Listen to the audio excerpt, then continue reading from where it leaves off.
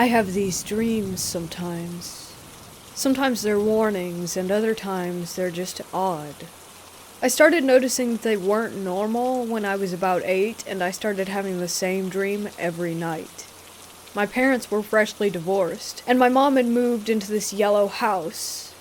The heater didn't work, and every window was broken. She wouldn't allow us near the windows because she was afraid we'd get cut. This house was mostly normal during the day. The buzz of the fan above the stove while Mom cooks, me and my sister playing, the TV on, just seemed normal. But every night, that dream would come back. It wasn't a bad dream, just one that I really don't get. A native man, who looked like he was probably a chief based on the headdress, would walk into the house through the front door. He would look at me for a long time before opening every cabinet and drawer, and then would exit through the back door. I had this dream for a week or two before telling my mom. But I went to her one day and I said, every night I have a dream that someone opens all the drawers, cabinets, and doors, and it's really starting to creep me out. She looked at me and told me that she had woke up and had to shut every door and cabinet and drawer that morning. Then, when I was about 10, my uncle was hospitalized. All of our family was staying together in one house so that we could all help each other out. Our uncle was a big part of our lives and really kept the family together. The adults went to visit him, and all us kids stayed home with one adult who stayed behind.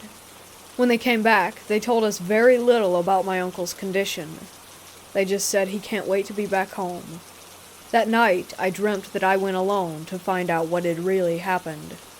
I walked into the hospital room where my uncle was and I said, "Hey uncle, it's me, your niece.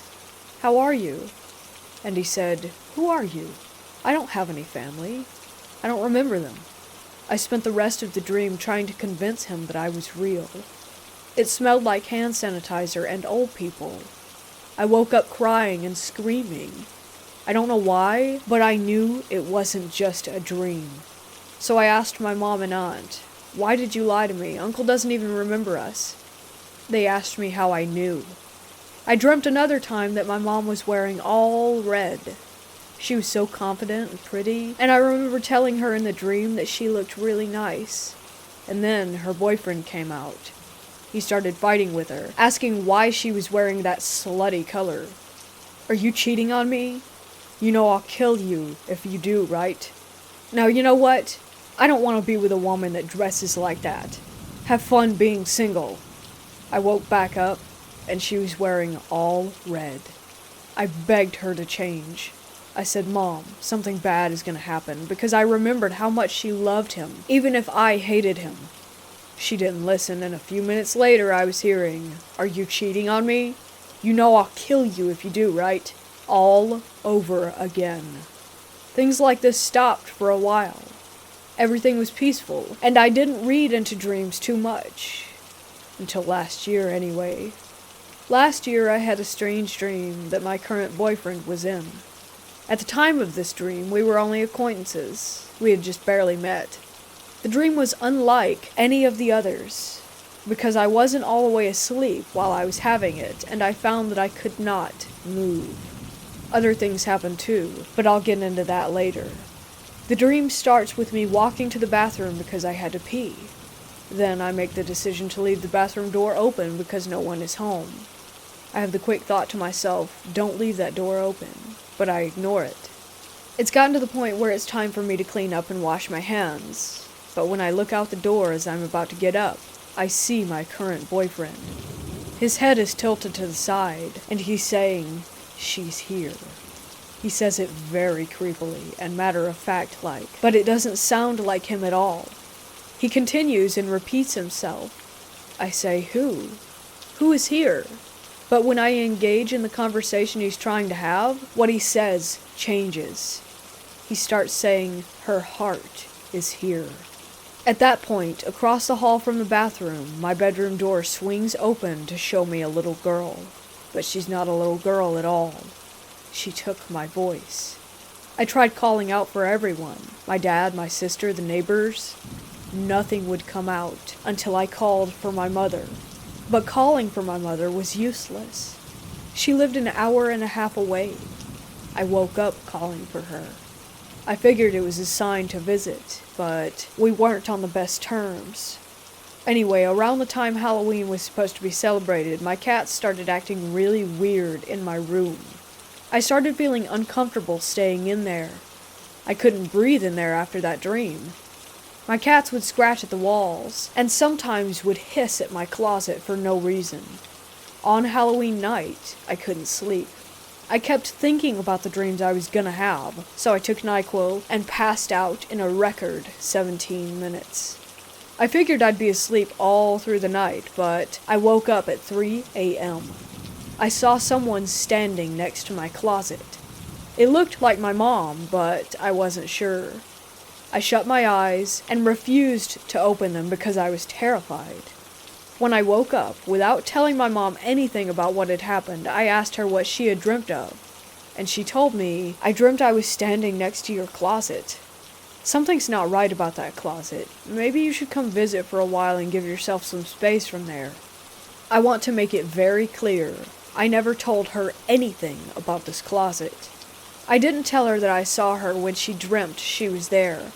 I didn't tell her about the girl. I didn't tell her about the cats. So I came to visit after about a month, around Thanksgiving. I had been sleeping in Dad's living room or going to friends to avoid my bedroom. I couldn't wait to sleep in a bed. Everything at Mom's was wonderful. We had movie night, talked about things, and just got caught up. So when I came back to Dad's, I actually hadn't slept. I was so happy to be at Mom's, I had just stayed up the whole time. So when I got back, I was pretty exhausted. I went to my room because I was feeling better about it. I turned on my nightlight, still terrified of the dark, and opened my bedroom door. I will die in a fire before I shut that door when I'm inside the room, and laid down to go to sleep. Instantly, the dream took me, before I was even all the way gone. I felt someone hug me and start to kiss my neck.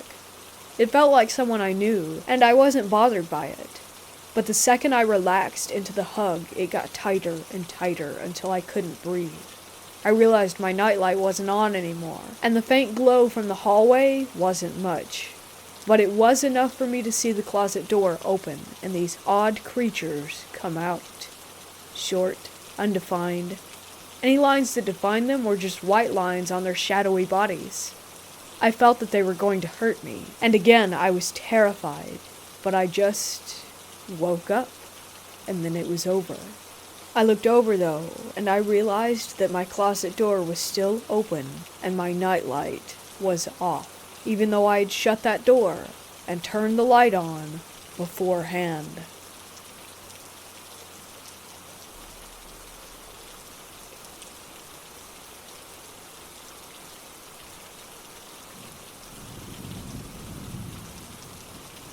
I was reading somebody's Reddit post today where they talked about their mother being scared because she heard 3 knocks, and related it to the 3-knock omen, which I had never heard of.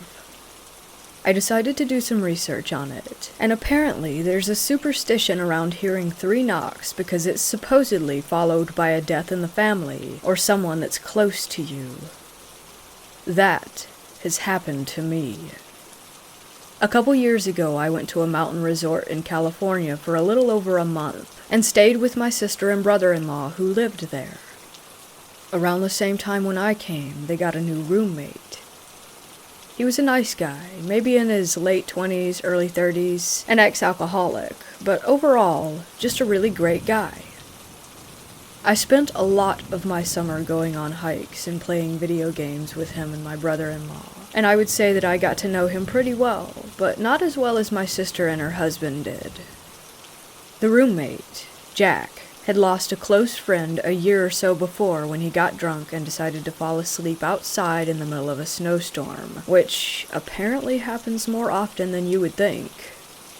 Since then, Jack had never so much as touched a beer, and he was quite proud of it.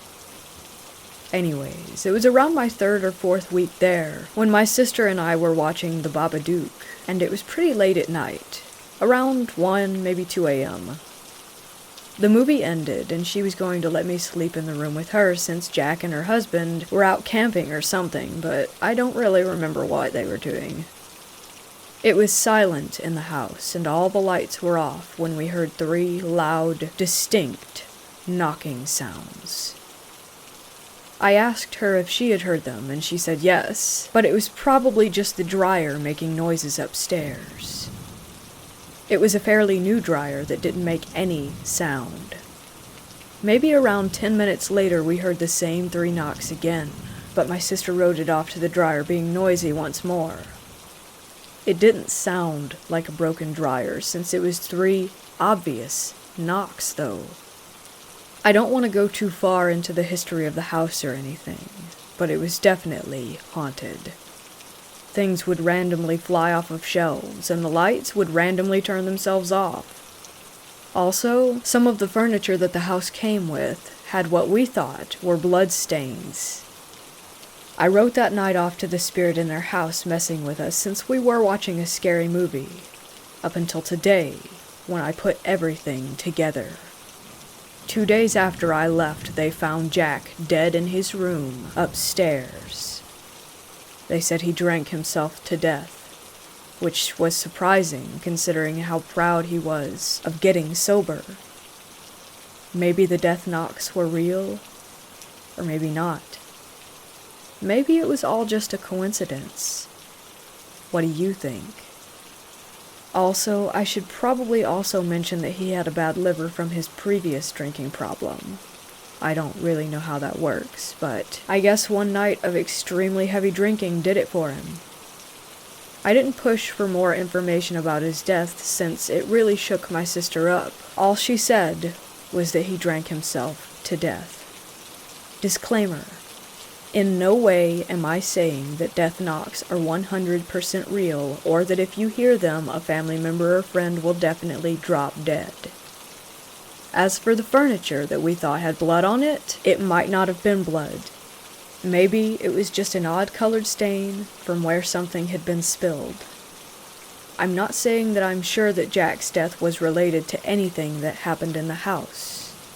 I just made the connection and found it fascinating.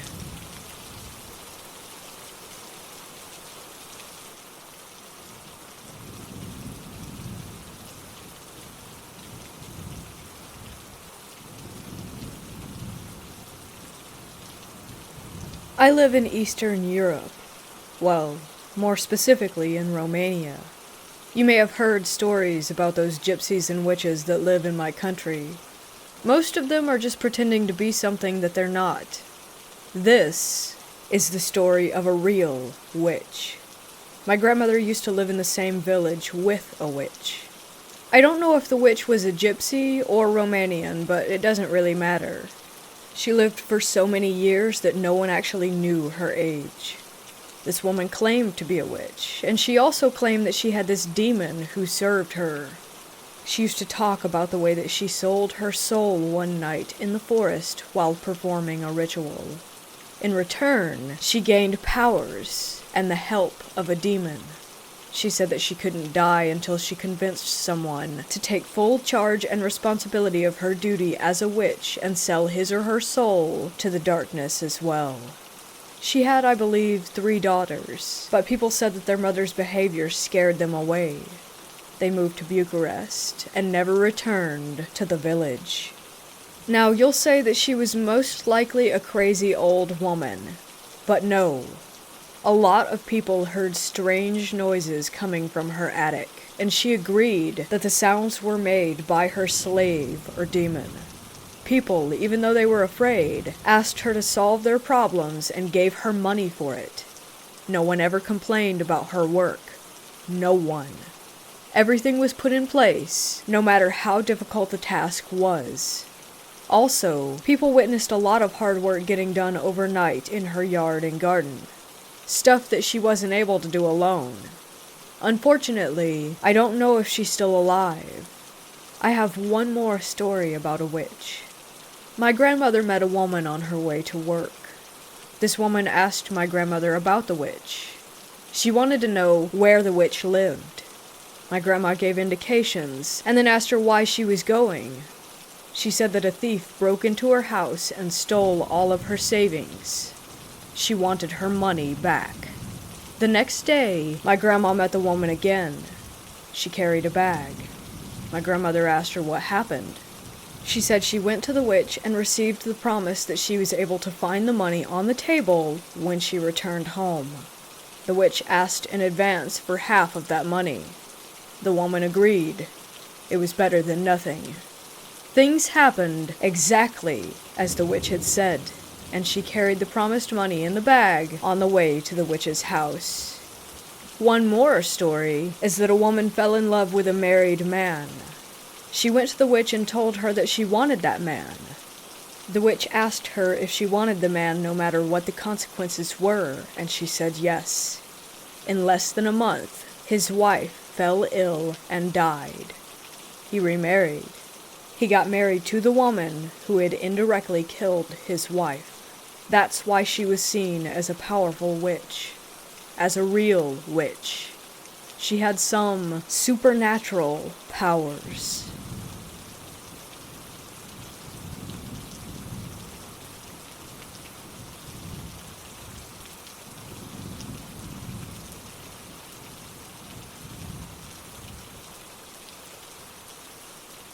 I was working at this hospital called Warren General in Warren, Pennsylvania, about 90 minutes east of Erie, Pennsylvania. I worked night shift. I'm a travel RN, so this was one of the hospitals that I traveled to. One night my floor was slow, so I got pulled down to the CCU to work. Well, that night my patient rang her call bell at 3 o'clock in the morning and she asked me, "What does she want?" I said, "What do you mean?" She said, "The nurse keeps coming in here and standing there in that corner," and she points to the corner behind the door. So I was like, "Who, Ashley?" That was the nurse I was working with, and I pointed to her because she was sitting at the nurse's station on the computer, and the woman says, "No, the other one." Well, there was no other one. It was just us two. And FYI, the patient was a woman in her 50s and didn't have any history of mental illness and was not taking any meds that would make her hallucinate. I kind of laughed, and I was like, "It's just us." And she just stares at me, so I say, "Okay, if she does it again, just yell for me and I'll come right in." Her room was 8 feet in front of the nurse station. About half an hour goes by, and she yells, "See, there you go again." I got up, started walking. I hear the bathroom door shut. It had been cracked open just a little bit to give her dark room a little light. I walk in and I say, "See, you're dreaming. There's no one else in here." She says, "No, she went in the bathroom." I open the door and the lights are still on, but no one is in there. Looking confused, I say, "What does she look like?" Because I thought that someone was messing around. It's too dark to tell. I can tell it's a woman, but she's so dark that I can't really make her face out. When she says that, I get a little weirded out. But the night ends and I forget about it. 3 months go by. I get pulled back down to the same unit. I have the same room as before. This time a man in his early 60s in the patient room. Nice guy, alert and oriented and very polite. Night is going good. It's about 3 a.m. and his call light goes off, which means he needs something. So I walk in and he says to me, "You are my nurse, right?" And I nod my head. And he says, "Well, why does that lady keep coming in here and standing in that corner? What is she doing?" What? I almost crapped my pants instantly. This was 3 months later. Same room, same thing. I said to him, "Honestly, I think it's a ghost, sir." And he laughs. And I say, "You're not the first person to say that." I started telling everyone about it. And then I find out that the entire second floor has a nurse that's seen every once in a while. I guess in the 1990s, a nurse who worked there committed suicide. She shot herself to death in the second floor bathroom.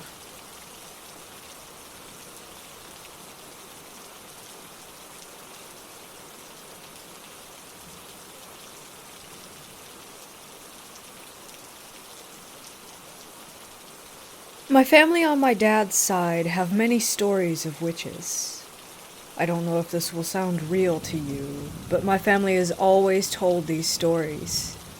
My uncles, dad, and grandpa all have a story related to a witch encounter. Some of my aunts as well, and grandma. I believe them.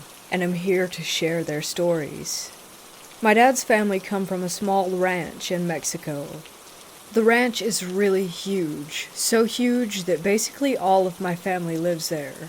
Usually if you live there, you're related, but there's probably only 4 or 5 other families that aren't related to us.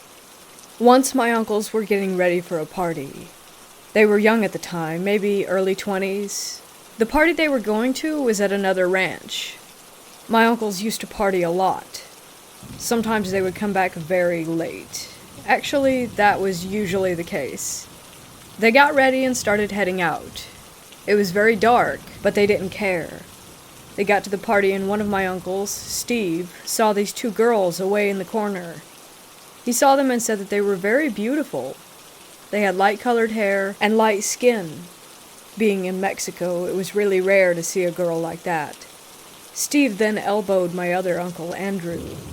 They then walked up to the 2 girls and started dancing. After a few dances, they headed home. They said bye to the girls and took off on their horses. They had been riding for about 30 minutes when they saw the same 2 blonde girls walking down the dirt road. They stopped, dismounted, and walked over to them. They were just wanting to see if they needed a ride home. My uncle then heard one of them laugh, and in front of his eyes, they disappeared into the darkness. They both got back on their horses and continued. They later came across another laughing sound. My uncle Steve got off of his horse and asked who was there. Yeah, it seems stupid now, but my uncle really didn't care about getting hurt. Steve then saw 2 birds. He said they were really big and as dark as the night sky, and they were laughing at him. Andrew got off of his horse and walked towards Steve at this point. Both of them looked at the laughing birds, confused. Then one of them spoke and said, "We enjoyed dancing with you boys." My uncle really didn't enjoy the fact that he had danced with a witch, so he took out his gun and started shooting at the birds. They just flew around and laughed at him more. Then he started swearing at them. They didn't appreciate it, so one of them flew down and clawed at my uncle's face.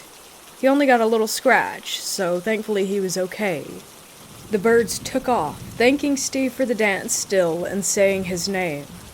My uncle had never given any of the girls his name. The 2 of them grabbed their horses and went back home. That never stopped my uncles from going to parties.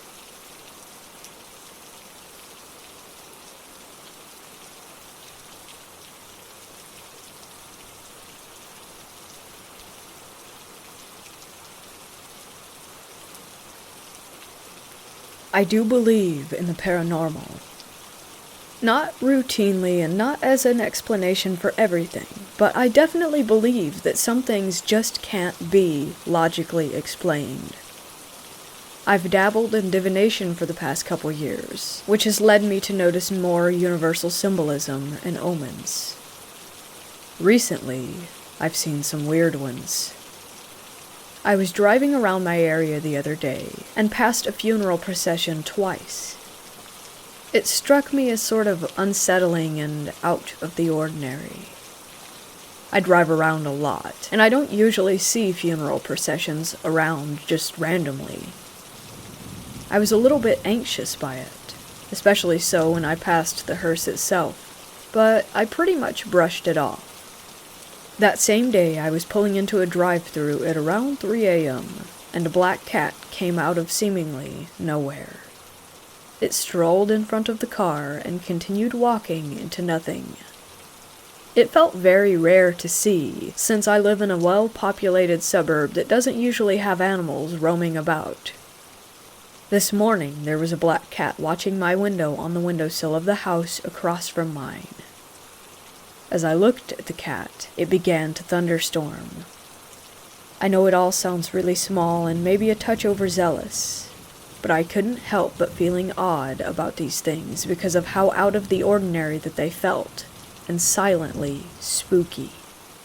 Not to mention, all happening in the same couple of days. The closeness of it all made me curious, and I had to look into it, just to see if these things were things that other people believed to be bad omens. In my very unofficial research, I have found that 1. Passing a funeral can be bad luck and can, quote-unquote, hasten your own death. 2. In European folklore, a black cat crossing your path can be unlucky and lead to misfortune and death. Occasionally, however, they can represent good luck, but from what I've found, it's fairly situational. And 3. In Greek mythology, thunder could represent punishment to the humans by the gods, associated with Zeus. Clearly, death is kind of a theme here. All of this just doesn't sit well with me, and it's accompanied by a generally strange feeling that I've noticed prevailing in my mood lately. Something just feels off, you know?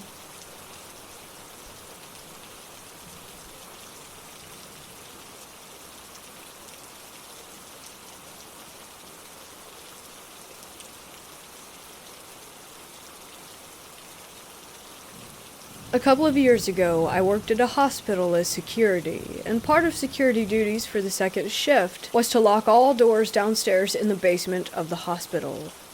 The type of things down there ranged from offices, supply rooms, bathrooms, and the morgue. We would also have to check the refrigeration temp inside the morgue to make sure it was running properly, but that's not important. So one night I go down to the basement, which is basically a big rectangle, locked all the doors, and just as I was going to make a right to take the stairs up, I noticed someone walk out of the corner in what looked like blue scrubs. They took about 5 steps into one of the doors I had locked. They didn't open the door or anything, just walked right through. As security, I couldn't just brush it off, because recently we had people steal from the supply room, so I had to check it out, especially since it was after hours. As I walked up to the door, I immediately got goosebumps, because this specific door was 1. An automatic locking door that can only be accessed by ID clearance, and 2, I didn't see the individual pull out an ID, which you have to get in. You pull out the ID, scan, and wait for the green light to pop up to open the door. I literally just saw someone take about 5 steps into the door like it was open wide, which it wasn't. The door automatically locks and closes itself. I think to myself, well, if someone accessed the door after hours, they aren't allowed to, so this might be the person that's stealing stuff. If a nurse or someone needs to go to the supply room, they call security, and security escorts them because of stealing incidents. So I pull out my ID, scan it, and open the door. I walked in and saw nobody. Then I opened all the closet doors to confirm that nobody was hiding, and then immediately got the F out, because I was 100% sure that I had just seen a ghost. Later that night, I got a call from the ER department to escort a nurse down to the supply room. When I escorted her down there, into the supply room and told her what I had seen, she shuffled through some boxes in the supply room and pulled out the same exact blue scrubs that I had seen the ghost wearing. Except they weren't scrubs. They were the blue gowns that patients wear inside the hospital. So what I had actually seen that night was a patient's ghost walking around the basement. After this experience, I definitely believe in ghosts and the afterlife. To this day, I kick myself for not looking at the cameras that night.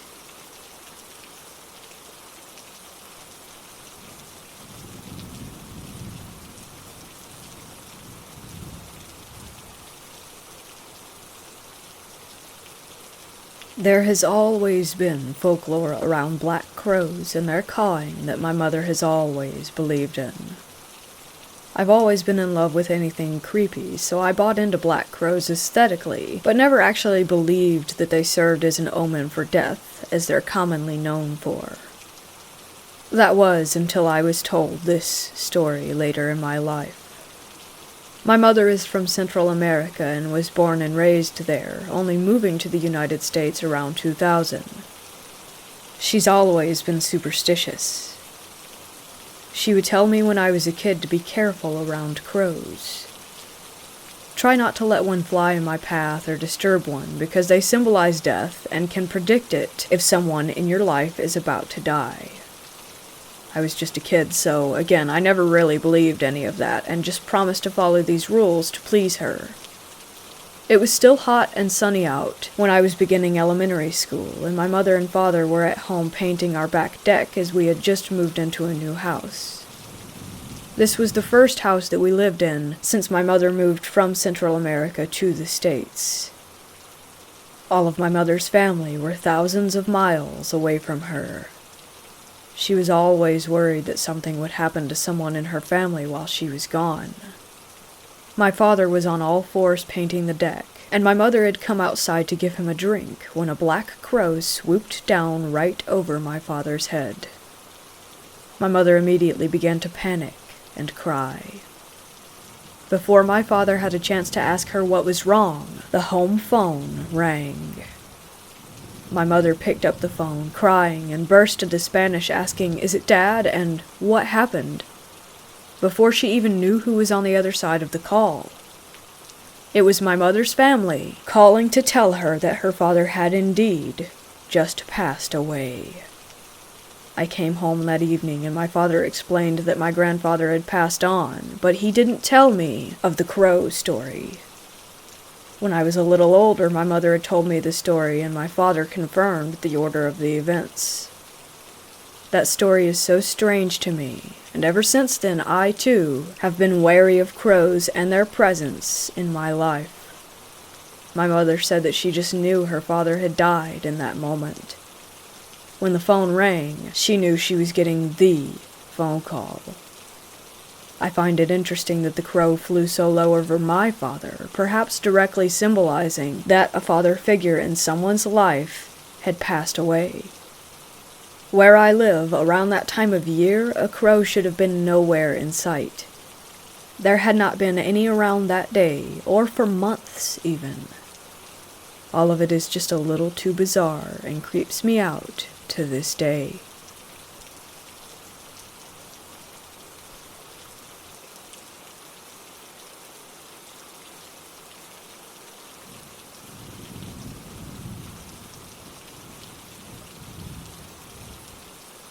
I grew up in South Texas, more widely known as the Rio Grande Valley. I'm the youngest of 3 kids, and we all lived with our mom and stepdad in a great big red brick house. It was quite a culture shock moving from the piney woods of East Texas all the way to the flat, desert-like land of the RGV. There were hardly any trees, mostly just palm trees and shrubs. We saw a cactus here and there, and the wildlife consisted mostly of jackrabbits, rattlesnakes, and armadillos.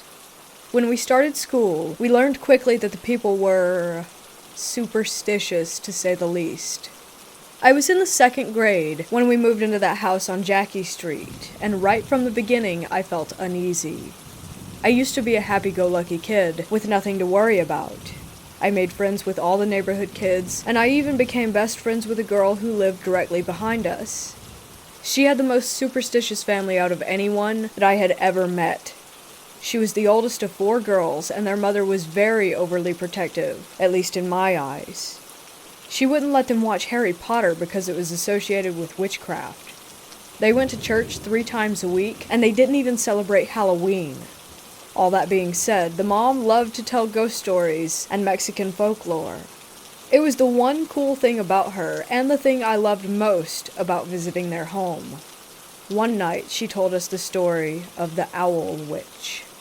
Typically, it will transform into an owl with a woman's head, or a large owl the size of a human, with a few things that are off-putting. If you see a Yakuza, you're supposed to pray for your life in Spanish, and supposedly it will leave you alone. It's also been known to make a whistling sound, like a human whistling. If you answer it back with a whistle of your own, the Yakuza will sweep down and carry you away. If you wake up in the morning and see large scratches on your doors or windowsills, it means that the Yakuza was there and is coming for you, so you must prepare yourself accordingly. I can't whistle, and my friend's mom knew this, so she would jokingly tell me that I wouldn't have anything to worry about. She would also lovingly tell us that my friend and I are gorditas, so we couldn't be carried away as easily. After years of hearing the story in various ways from teachers, other friends' parents, and in books, it was about as stuck in my head as an old wives' tale. I would get excited about hearing it around Halloween at school. It was just another scary story, and would give us kids an adrenaline rush. I never thought that those stories would one day become a reality for me. It happened the summer of 5th grade. My best friend and I were on her trampoline. It was summer, so we were up kind of late, maybe around 10 p.m., and it was a full moon. We spent time talking and looking at the stars until we heard whistling. We knew not to whistle back. Instead, we lay there frozen, still looking at the sky and listening intently to the whistling coming from the distance. I look at my friend, and she is absolutely paralyzed. She's praying in Spanish and squeezing my hand as tightly as possible. A few minutes go by, and we hear more whistling, getting closer. My friend stops praying and says that we should head inside. I agree without hesitation, and we start inching toward the edge of the trampoline to escape. In that moment, I hear it, and I'll never forget the bone-rattling sound and the twisted image that scarred me for life. We felt the wind from its wings, and saw it just maybe 15 feet above our heads. A huge, snowy white owl, maybe 12 feet wide from wingtip to wingtip, floating right above us. Its eyes were jet black, and it looked mostly like an owl, but its feet were human. It had huge, human feet with long black talons that seemed to twitch as its cold, demonic eyes stared down at its prey. It locked eyes with me and let out a screech. My heart jumped into my throat, and I have never ran inside a house so quickly. We cried together while praying as we heard it continue to flap around outside. We held on to each other with her rosary in our hands and continued praying as loudly as we could. All of a sudden it was gone, onto its next victim. We're both terrified of owls to this day. We won't even look them up in books. Every time I see one, I think of the face of the Yakuza. Almost human and almost owl. A strange, demonic hybrid not of this world. Believe the tales. Don't go outside alone, and never respond to strange whistling. Something might just snatch you up and carry you far, far away.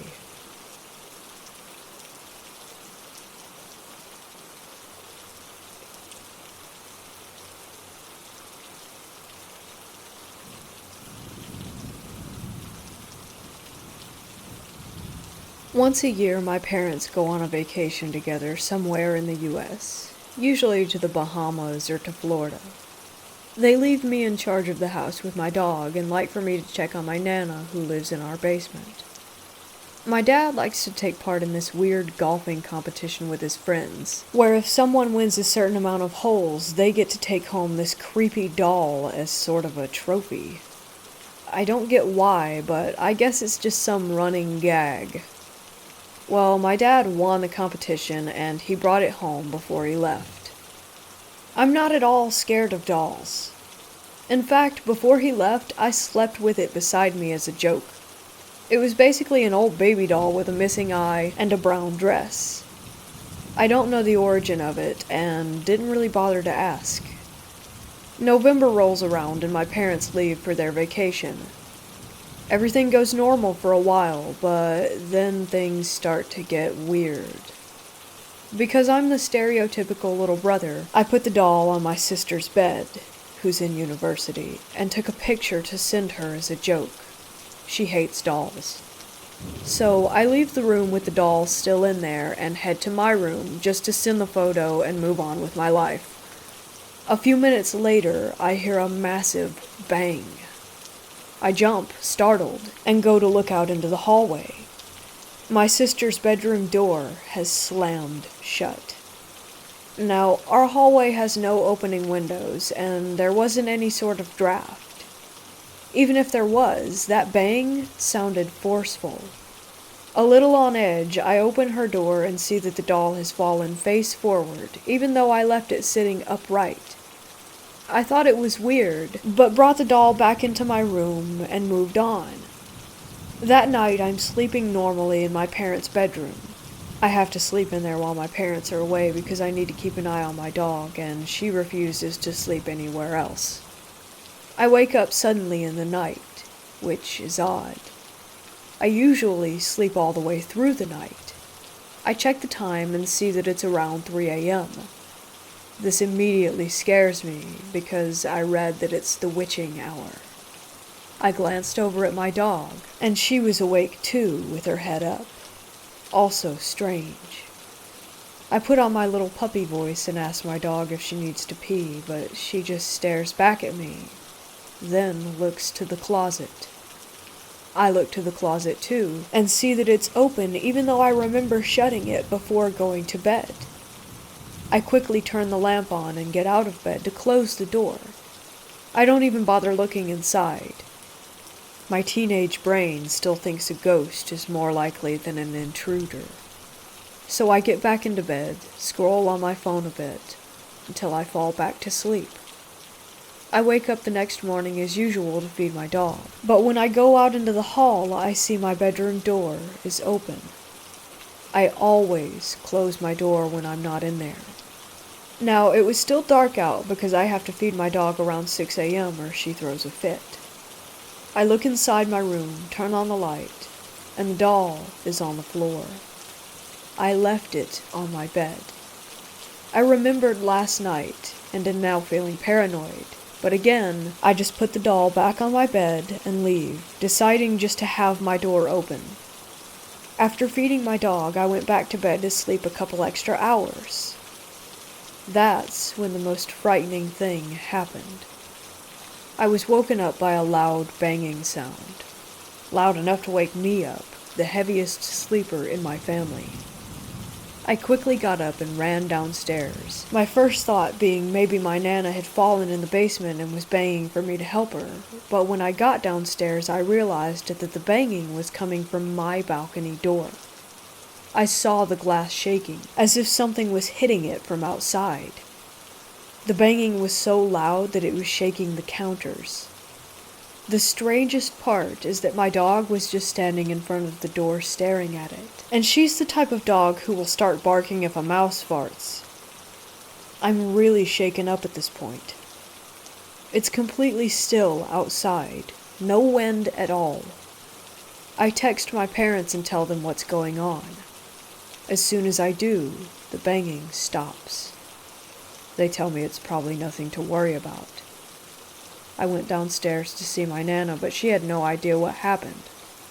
She's also completely deaf, so of course she couldn't hear it. She can't even walk up the stairs, so there's no way she caused any of it. That was the last weird incident that happened. The next week, my parents got back. I didn't tell them everything that happened because I didn't want them to think I'm a chicken or something. Needless to say, I moved the doll out of my room until my dad brought it back to his golf team. Nothing else strange occurred. I still have no idea what went on during those couple of days. I sort of wonder about the story behind that doll now, but I don't really know if I want to ask my dad.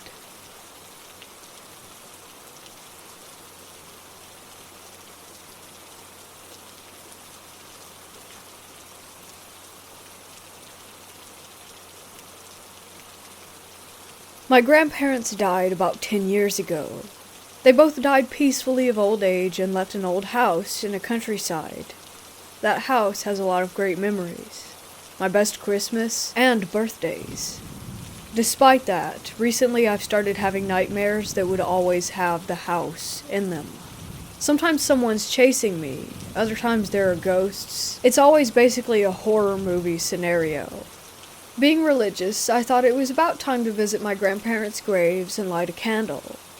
It's about a 3-hour drive, so I decided to visit them and crash at their house for the night. Well, I'm never doing that again. It was still bright outside when I arrived. I went inside to open the windows and clean up a bit. That's when I heard a weird sound.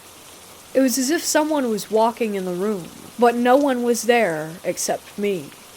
I was spooked, but I convinced myself that there must be rats or other creatures in the attic. I managed to stay calm and rational, and spent the rest of the evening watching YouTube in bed. That's when the fun started. The internet connection is terrible there. You kinda have to walk around the room to catch 4G like some sort of Wi-Fi. Like many times before, my internet lagged, and I ended up sitting in silence. This is when I heard it, loud and clear. There was someone in the kitchen, and they turned on the light switch. I was sure it was that switch, because whenever you turn on the light in the kitchen, it made this loud click sound. I literally froze. I was in the middle of nowhere, and I was about to be killed by some maniac. All the knives were in the kitchen too, and I only had pepper spray in my bag. Then the intruder started walking, slow steps as if they were just wandering around. I thought I will die from fear, and I didn't know for how long that I was frozen, but it really did feel like forever. I was literally waiting to be killed.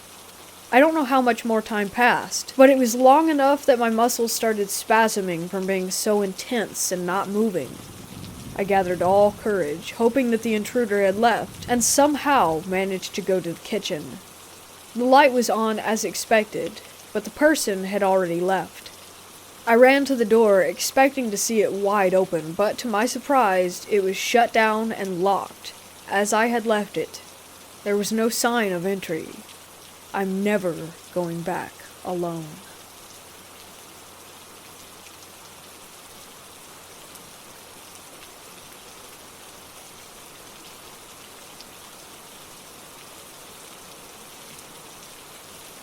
I have been fascinated by ghosts and the supernatural my entire life. I've had a few experiences here and there, but this one in particular was the most significant and frightening.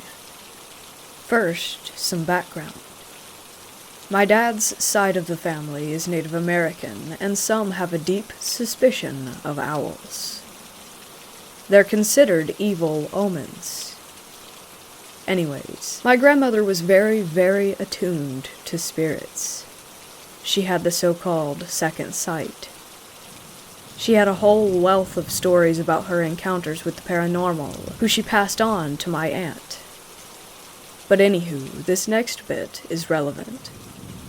A few months before she passed away from lupus, she woke up in a panic and came running into my aunt's room. My grandmother was generally a stoic, unflappable woman, so this was not like her. She dragged my aunt into her bedroom asking if she heard it. My aunt heard nothing. What my grandmother had heard was the so-called death owl. She passed on not too long after that. Fast forward about 10 years or so, I'm up around 4 a.m. watching TV. As I recall, it was around December of 2008. I heard this noise outside. It sounded like a woman weeping. The best way I can describe it was a voice that was caught between an owl's cry and a human's. It was very unnatural. I got a cold feeling in my gut because I knew exactly what it was, and it scared the ever-loving crap out of me. I remember being paralyzed with fear. I grew up out in the country, and I know what an owl sounds like. I've also heard bobcats, foxes, and the dying screams of rabbits. This was none of those things. Others have tried to claim that it was just an animal, but it was like no other animal I've ever heard. That unearthly wailing noise, like it was in mourning. It was the kind of sound that freezes the blood in your veins. At the time, I thought it might be foretelling my father's imminent death, since if you hear it, it either means that you or a family member is going to die, or it predicts great disaster. And for clarification, at the time, my dad was having some significant heart trouble, but he's much better now.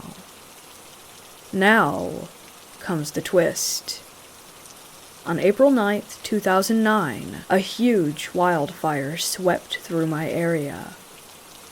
A lot of houses burned down, and mine was among them. When we came back, my home was nothing but a pile of smoking rubble. It took me a bit to make the connection, but I am positive that the death owl, or banshee, was an omen that predicted this disaster. One thing's for sure, I hope to God that I never hear that thing again, because I will never forget it. I have a suspicion that this thing stalks my family. I can't be certain. I'll have to do some research into my family tree. I know this might sound unbelievable to some, but I swear till the day that I die that this is all 100% true. So there you have it, folks. My most significant paranormal encounter.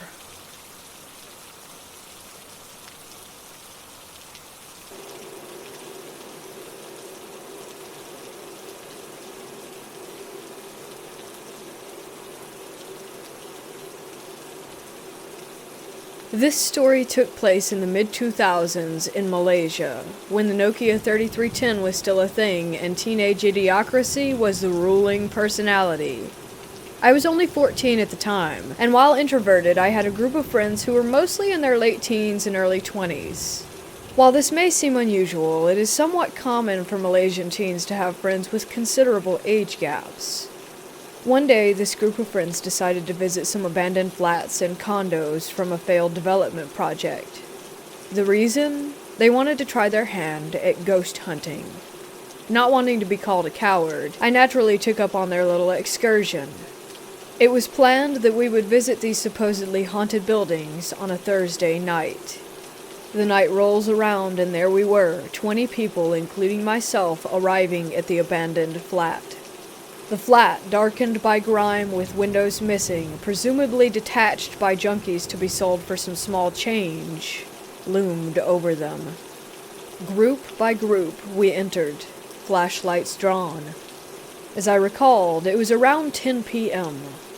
Slowly we made our way up the floors, exploring each unit, calling out to whatever might be residing there. The men's group had splintered into their respective groups, their hushed conversations, callings, and the occasional bouts of snickering and laughter echoing throughout the apartments. I stayed close to my group, not taking the chance of losing sight of them for even a second. For about 2 hours we were exploring, calling out to whatever ghosts or spirits we believed were making this flat their home, but we received no reply. At this point we were tired, bored, but most importantly, hungry. After a couple of calls between the heads of each group, it was decided that we would end the night and go have something to eat. So off we went, a small convoy of cars to the nearest restaurant. As we arrived and settled in, again in our own little groups, we ordered our drinks and food and started shooting the breeze. The topic about the abandoned flat was initially on the table, but was quickly dismissed since we never found anything interesting or experienced anything ghost-related at the location. That is, until one of the restaurant servers marched up to our table. His face was stern, and he was pointing at the younger kid who was sitting quietly, minding his own business, and he asked, "Who are you?" No reply. Again he asked, in a louder, more demanding tone.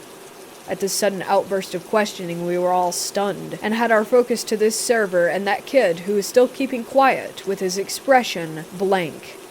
The server turned to all of us and asked, "Where were you just now? Where did you drive from?" A guy from my table told him that we had just left that location. The server looked at us, and still with his eyes on us, pointed to the kid he was questioning, and asked all of us, "Do any of you recognize this kid?" 19 pairs of eyes shifted toward the quiet kid, and it hit all of us at once. None of us knew him. We made a head count and totaled 20 heads, including this kid. My group leader asked the kid's group leader if he recognized him, but he said no. "But you drove him here, right? You were with him, right?" they were asking. "Yeah," he said, "but I don't know this kid." At that, the server turned to the ashen-faced group leader and told him that his friend was still at the flat. He said, "You go return this thing, and you find your friend. Only you and your group. The others cannot come unless you want someone else to be switched. We shifted in our seats, and after what felt like an eternity, the guys at that kid's table got up, went to their car, with the kid following them without asking or invitation. Even after food and drinks arrived for the remaining men, any appetite that we had before had dissipated. The rest of the story was told to me by my friend who heard it from the group leader with the quiet kid. When they returned to the flats, they swept through each floor, every unit, and every room, looking for the missing kid. The thing that switched places with the kid? The entire group dare not look its way, as it tailed behind them while they searched. They felt its presence as they climbed the floors, sensing it growing more and more incensed as they neared the top. It took them about an hour before they found who they were looking for, passed out in a room on one of the upper levels. When they found him, they felt the malicious anger of the presence vanish, and then they mustered the courage to look over their shoulder. The kid was gone. They didn't hesitate in getting themselves out, not even bothering to fully awake the passed-out kid and ask about his condition. One of the bigger guys grabbed him and they all ran, each of them praying to whatever they believe in to protect themselves from whatever resided in that abandoned flat. They got to the car, practically throwing the kid they found in the back seat, and after the engine sputtered to life, the driver buried his foot into the gas pedal and they sped away. As I recall all of this, I remembered a conversation that I had with one of my Malay friends who is a little serious on matters of the occult. His stance when it comes to them: we don't disturb them, they don't disturb us. So don't go snooping around in their territories.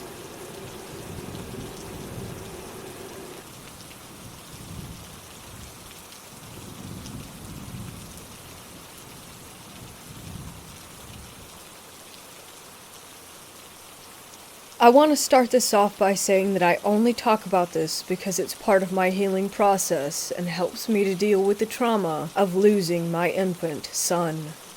In 2007, I was 9 months pregnant with my last child. I had had preeclampsia with previous pregnancies and a placenta abruption with a pregnancy 7 years prior, so I was being monitored very closely. Not as closely as I should have been, but that's another story for another time. The evening of December 12th, I became ill. I felt dreadful, and looked at my abdomen and thought that it looked rigid and strange. Instantly, I knew that I was dying. I can't explain it, but simultaneously I heard a whisper in my left ear, a soft, gentle whisper that said, "The baby has died." I instantly thought I was losing my mind, and yelled at my son to call 911. We were in the middle of a winter storm, so our phones were dead. I finally got a neighbor to call my husband, who took me to the maternity ward of a large hospital. One of the most experienced nurses happened to be on duty, thank goodness, because I coded when I got to the floor. I'd had a 3rd-degree abruption. 4th degree is death. I spent 2 weeks in the hospital and had to go on dialysis for a while. My ammonia levels were high, so for quite a bit I thought that I had given birth. I did get to hold him. He was beautiful, with dark curls. When I got to the medical surgery floor, I was coherent and trying to come to grips about why this had happened to me. One night, I had awoken to voices. I thought it was my family in my room. My eyes were closed, but I was awake and heard what sounded like 20 people talking to me. I was lying there, trying to understand what they were saying about me, but all the people were talking so fast, and in a hushed tone. I opened my eyes to find no one there.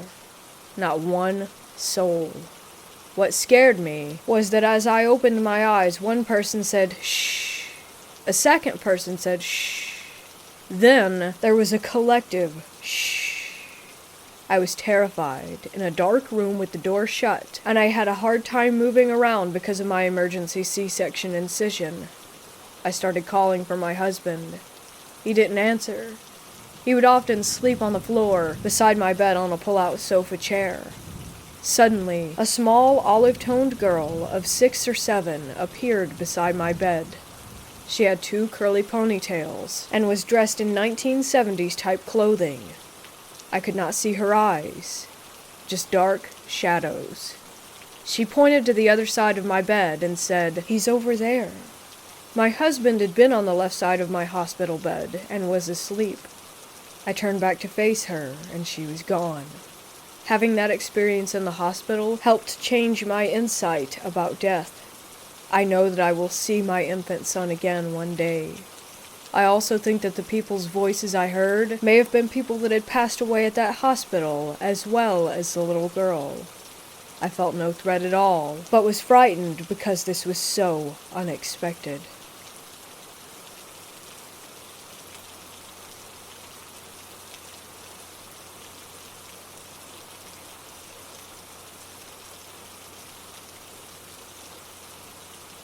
So, I've always had hyper-realistic dreams. I also have always believed that my dreams are how God talks to me. I know that sounds a little crazy. Regardless, the other night I had a dream that I believe is a sign. I also should say that my walk in faith has been wavering in the past year, and I've also been going to see psychics a few times a year since last December. Anyway, to the dream. I believe I was on a road trip with a couple of my buddies. We stopped at a little diner in a small town that had a psychic, gimmicky store attached to it. I was waiting for my friends to use the bathroom, and when they both came out, they both said that they wanted to go and do a reading. I said all right, and that I would wait for them to be done. They went through this black-lit corridor through a purple-curtained doorway. They came back out not too long after, all smiling and cheerful. They told me that I should do a reading, but something didn't feel right. I've always been sensitive to energies in general, but there was something about this place. They kept tugging me when all of a sudden the psychic came out. Immediately, all the alarms were going off in my head. She came up to me and got really close to my face. She had these bulging eyes, and her face was full of super white makeup, really heavy eyeshadow and eyeliner. Her hair was a fire truck red, and slicked back into a bun with feathers and things sticking up. She was really freaking me out, but I was like, alright, whatever, so we start. She grabs me by the shoulders, and we make very intense eye contact, and she starts telling me a bunch of things like I have the gift, something that I already know. And we start backing away almost like a dance, and then we both get on all fours and drop down on our bellies, and she starts to slither toward me. Literally, slithering, without using her hands. This is when I know something is actually really up. I stop everything. I stand up, and am telling her that I'm done. She is still slithering toward me. She then slithers all the way up my body until her face meets mine. Then she says, "Let me show you the way." I say no. This makes her super angry, and she picks me up by my throat and keeps chanting, "Let me show you the way, let me show you the way." She starts running with me in her hand, and the room keeps elongating, so she keeps running. Then snakes start coming out of her sides, and they burrow into my skin. I feel the pain of them digging into me and biting me. I'm grabbing onto her wrists, and I scream, "No! There is only one way. God is the way." And I scream this while making eye contact, and she starts screaming bloody murder. And I get the strength to gouge out her eyes with my thumbs. More snakes and spiders begin pouring from her eye sockets, and I scream that again, that God is the way. And that's when I woke up.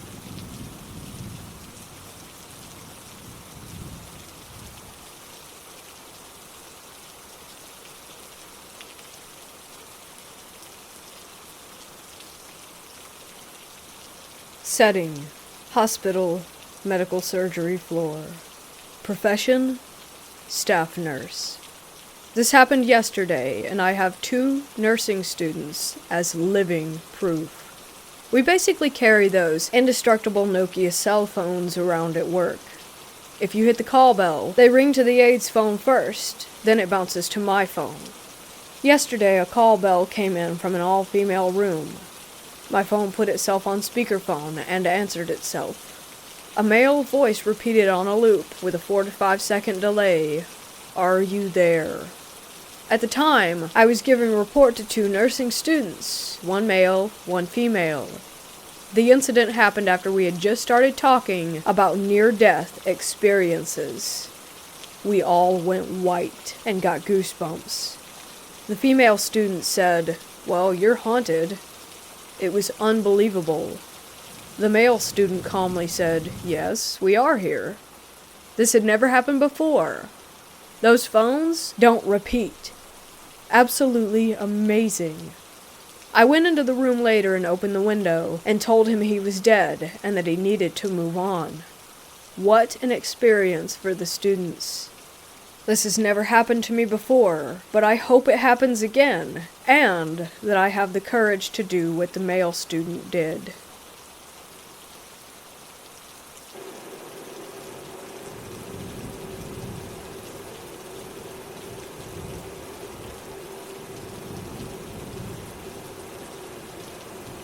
My family lives near a very large conference center in northeast Georgia. Due to COVID-19, the conference center has been shuttered and abandoned since May. This is a sprawling property with over 900 acres of forest, lake, and wilderness with a few large hotels and a dining room, auditorium, etc. It's been around for about 50 to 60 years, although my family has only been in the area since the 90s. My girlfriend and I decided to explore the property, since it's been abandoned for months now. The entrance is very securely gated. There's no way to get past the front gates without a bulldozer, so we walked through the woods, leaving the car at the top. We walked through the parking lots to make sure that no one else was there. The location is very remote, so it would be extremely unlikely that anyone would visit on foot, especially in the middle of the night on Thanksgiving. We got access through an upper exterior door, and we started poking around the main hotel. It was completely abandoned, but left in good condition. It was spooky, as the only lighting came from the red glow of the emergency exit signs. We looked in many of the other rooms, and everything seemed neat and orderly, like guests could check in at any moment. We reached the main lobby, and then we both heard it, and froze. We simultaneously heard what sounded like a music box playing deep within one of the halls. Neither of us believe in the paranormal, but we both froze dead in our tracks and looked at each other, our faces confirming that we were both terrified. We bolted as fast as we could through the upper door, making sure that it closed securely behind us, and fled on foot. The music 100% sounded like it was coming from a music box, but it was also vaguely metallic, almost like it was a different frequency than most music. Due to the way that it sounded, we ruled out that it could be a forgotten cell phone or a computer. This was not any type of alert or notification made by an electronic device. There's also no cell phone service out there. Usually, I can find a logical explanation for paranormal phenomena, as I'm admittedly skeptical about it. However, I cannot figure out for the life of me what that music could have been. There was no one else on the property. There were absolutely no signs of squatters, and there's no music boxes in the hotel rooms. They are all intentionally identical, so there would have been one in every room. Does anyone have any insight on this? We were genuinely terrified, but now I'm regretting not investigating further.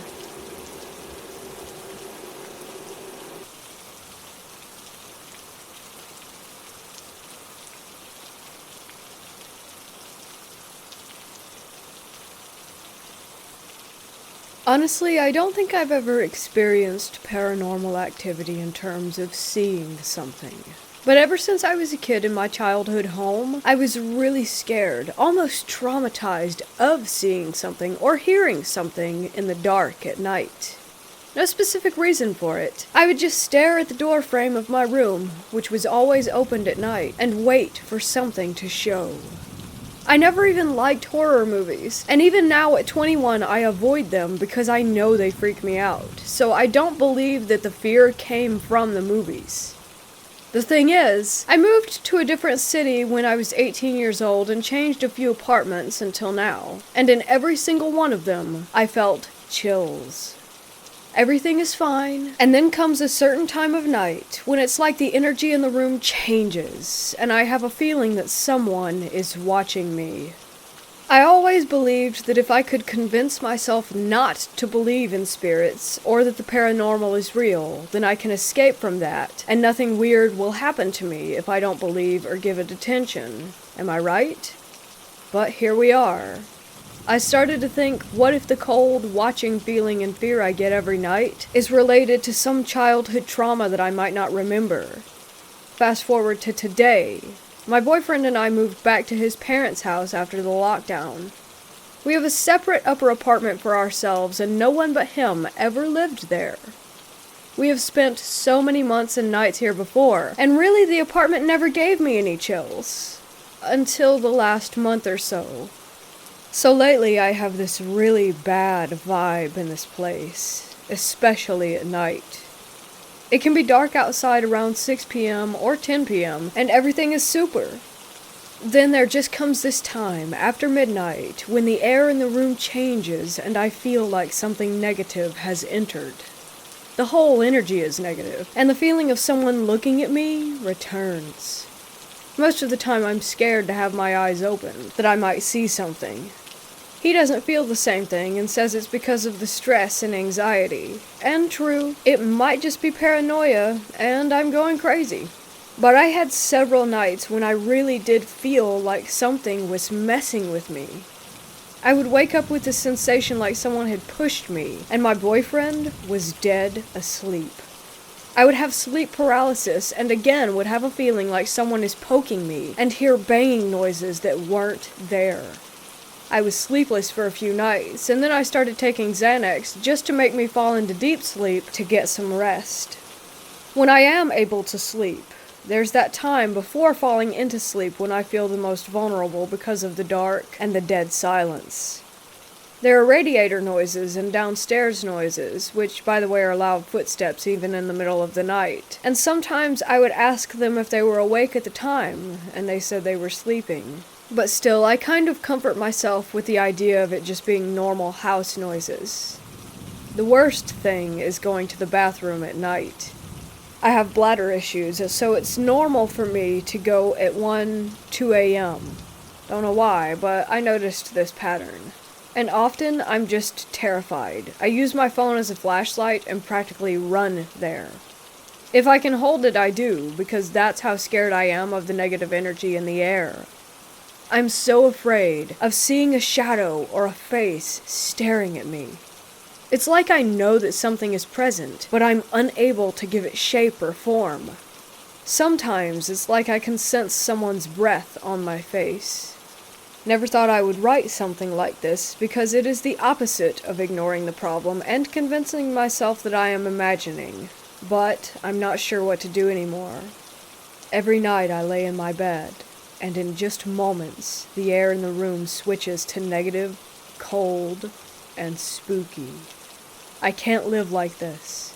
It's stressing me out so much, and I just want to know if it makes any sense. Am I crazy and too paranoid so that I just imagine all of this? Or could it really be that something is there?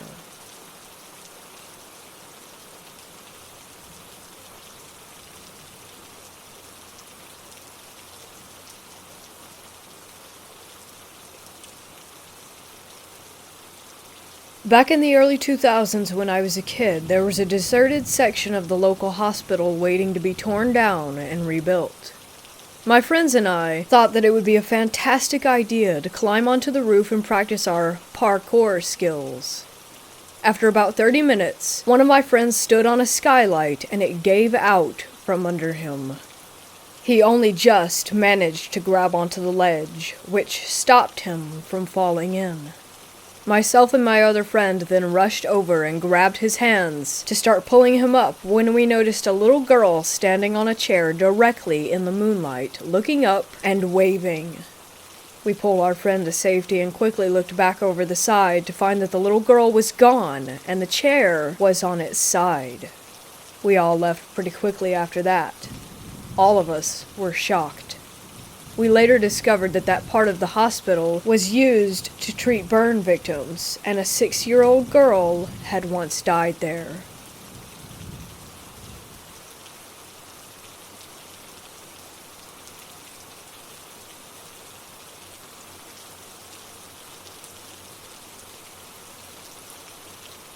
As an 8-year-old child, I was given a porcelain doll by a very dear family friend, Miss Marion. She was all the time coming across things and giving them to me. This doll was the last thing she gave me. I was never really into dolls at all growing up, but I took the doll and placed her in my room in a small, child-sized rocking chair. The chair sat right next to my closet and dresser beside my nightlight. The doll was very pretty. She was dressed in a peach and cream colored dress with an apron and petticoats. She had little black Mary Jane shoes that, when removed, showed her delicately painted toenails. Her body was soft, only her head, forearms, and legs from the knee down were porcelain. Her lips were pink, and her dark brown hair hung in slightly frizzed and now loose curls. Her eyes were brown, her cheeks a rosy peach color, all like mine. Miss Marion had a point of saying that the doll reminded her of me, which is why she gave her to me. From the moment that doll came into my house, things began to happen. I was always uneasy with Claire. I never wanted to touch her, and when I played in my room, it felt as if she were watching me. It wasn't anything to panic about, but I do remember feeling like if I did something wrong, she might actually tell on me. How ridiculous does that sound? The first real occurrence I remember was when I was reading in my room. Ghost stories, if you can believe that. When a musical carousel horse that sat on my dresser began to play. Not just a couple of notes, like old mechanical music boxes will do at times, but like someone just wound it up fully. I sat stunned and stared at the little horse as it moved up and down in time with the music, and then it just stopped. Not wound down, just suddenly stopped. I was a pretty brave kid. I didn't run, and I didn't tell my mom. I just let it go. The next thing that happened was the voice. For several nights, and on into these years, I was woken up by what sounded like a woman inches from my face shouting my name.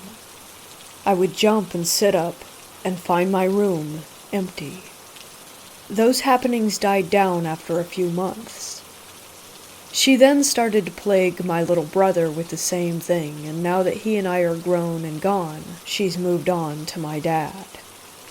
The little things started to get to me. I'd put something in a certain place only to find it later on the floor or on my dresser, right next to Claire. All my missing items eventually turned up around her. Once a ring ended up in the pocket of her apron. Books would fall off of my shelves, and a perfume smell would sometimes fill my room. The doll itself didn't smell at all, but the air around her would. My catalyst to finally get Claire out of my room was the night I woke up after hearing thumping around near my closet. I opened my eyes, sat up in bed, and of course my eyes were drawn to the nightlight where Claire sat. As I watched, the source of the thumping became clear. The rocking chair Claire occupied was rocking on its own. I had thick shag carpet, so there's no way it was rocking just by chance. If that wasn't enough, Claire's feet, which were both turned to the side facing opposite each other, slowly straightened themselves to be both pointing directly up. This part still freaks me out 20 years later. She then turned her head, which was quite impossible to do since it was fixed to her cloth body. She looked toward me, and every music box in my room, 4 of them, started to play at once. I was paralyzed with fear. I didn't feel endangered so much as I just felt scared of what was happening. I screamed for my mom and dad.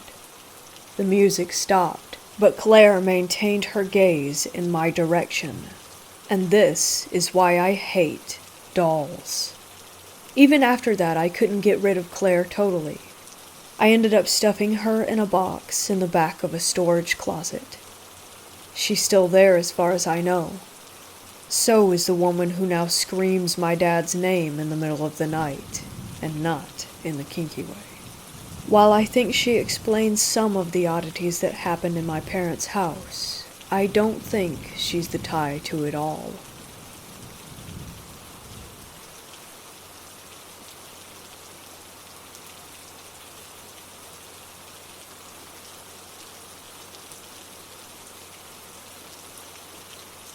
I don't think this was paranormal, but it felt so real that it undid many of the knots in my heart.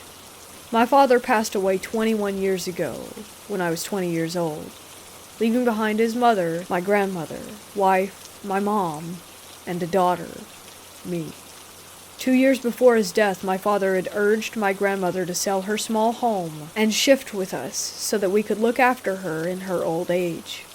He built a decent house, considering he came from a very poor background, that we had to sell off after he passed away. My grandmother passed away 2 years ago. I often used to think about how our life would have been had he been still alive. He was an honest man, but in a powerful position.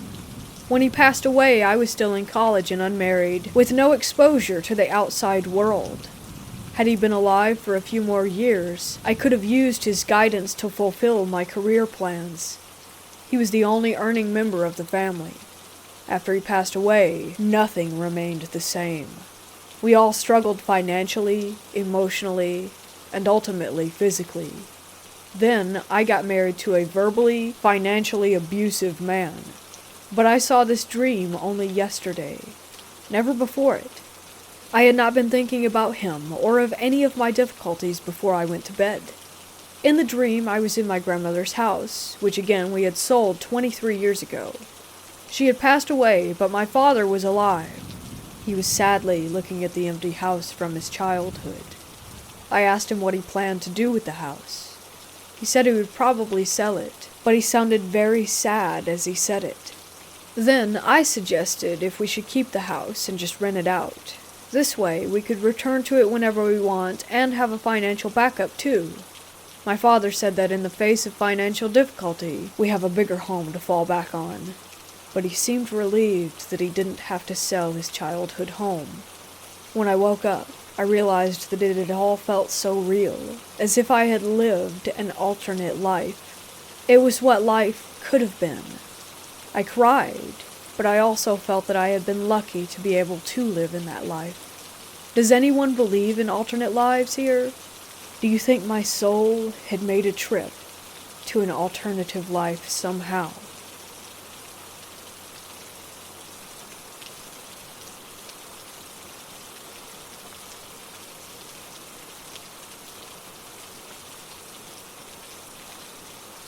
This story comes from my girlfriend, who told me that a couple of months ago her mom was exiting an office that she works at in the middle of the night when she saw an apparition. She described it as looking like a very abnormally large black dog that was staring her down in the parking lot. Apparently the dog charged at her and vanished as it went through her, never to be seen again after that. Now, my girlfriend's mom is no stranger to the paranormal, and has tons of crazy stories, and this being the latest incident, she knew it meant something bad. She called my girlfriend frantically, asking her to check on her grandpa, who they were taking care of for about a year at that point, but he was okay. 2 days later, however, he passed on. This also happened to my girlfriend's grandma on her mom's side, where she was outside and saw a large, black dog on the roof of her house staring her down until it jumped down and vanished into her as well. Her first husband died after she received this visit from the dog. From what I could take from the story, it seemed more immediate than just 2 days.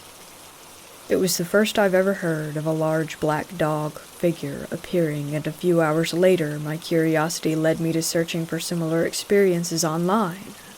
I stumbled across mythology and folklore, speaking of how large black dogs and/or hellhounds are omens of death.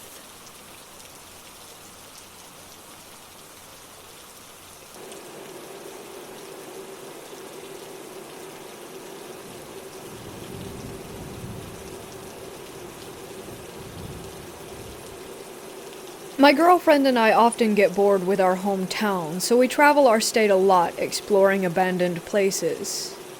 Some of these places are also deemed to be haunted. I'm browsing on my computer one day, and I find this prison located about 3 hours away from us.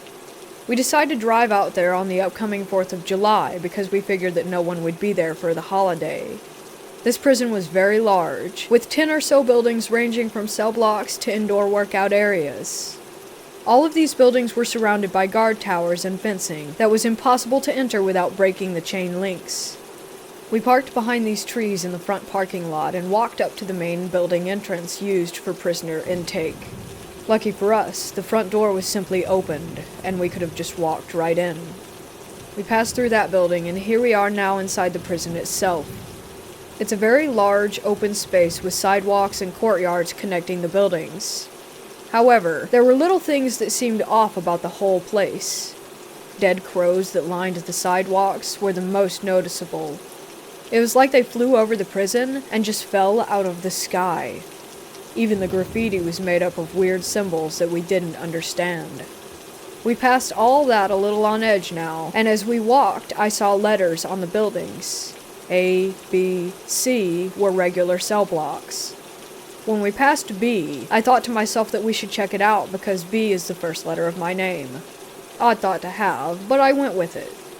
The cell blocks formed the shape of a T, and in the middle of the T was a guard station with a ladder leading them to the second floor if they needed to go up there without having to interact with the inmates. This upstairs area connected to a hallway that led to a boiler room and a door with stairs leading down the side of the building. I walked up those stairs and past the boiler room, but I stopped dead in my tracks when I got to this hallway. I shined my phone flashlight into the hallway, and even though it was daytime outside, my light only went 1 inch into this area. I felt myself shiver even though I live in the south, and it's 90 degrees outside. I ask out loud if anyone is here with us to make yourself known. I'm sure this was a mistake, but I didn't mean it negatively. I just felt compelled to say it. From this pitch-black darkness, I hear a noise that sounded like something scurrying away, such as a small animal. I figure that's all it was that made me nervous, when all of a sudden I hear footsteps full-on sprinting directly at me. It sounded like whatever it was had massive feet and could run unnaturally fast. I ran out of the building and down the stairs with my girlfriend right in front of me. We both looked at each other and determined that whatever it was did not want us here. We ended up walking around just a little bit more to other parts of the property, but we felt watched the entire time. As we departed through the front door, we felt better, almost as if we were being released from an unpleasant fog of energy. We had sage in the car and burned some, which also helped us feel better. I try not to think about it often, but I do wonder what we encountered.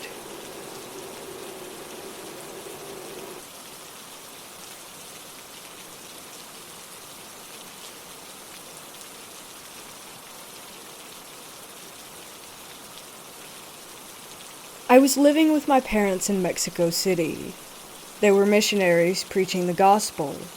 When I was 7, we were living in a small town.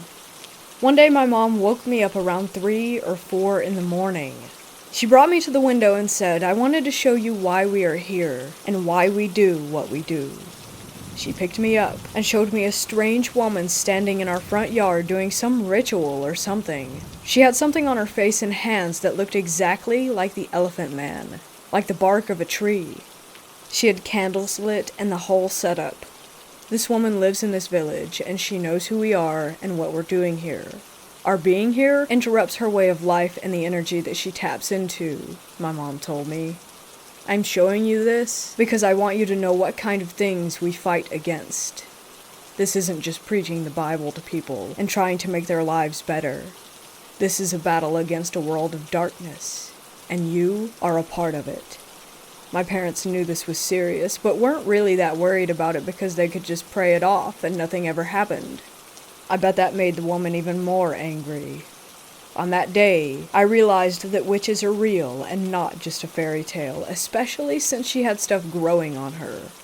Demons really do give some sort of power to people. That day was not only a crazy experience, but the most terrifying thing I've ever seen. We moved 2 years later because I wanted to be a normal American kid that goes to school and has friends and stuff. A few years after we left, a family that we knew and had worked with died from a truck driver not seeing them on a cliff. I can't help but wonder if that was just a freak accident or something more. The whole thing creeps me out.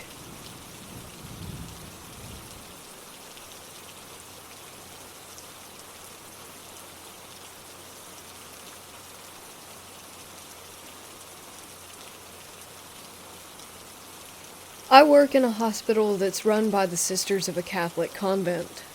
This hospital is pretty old, set almost in the early 1910s.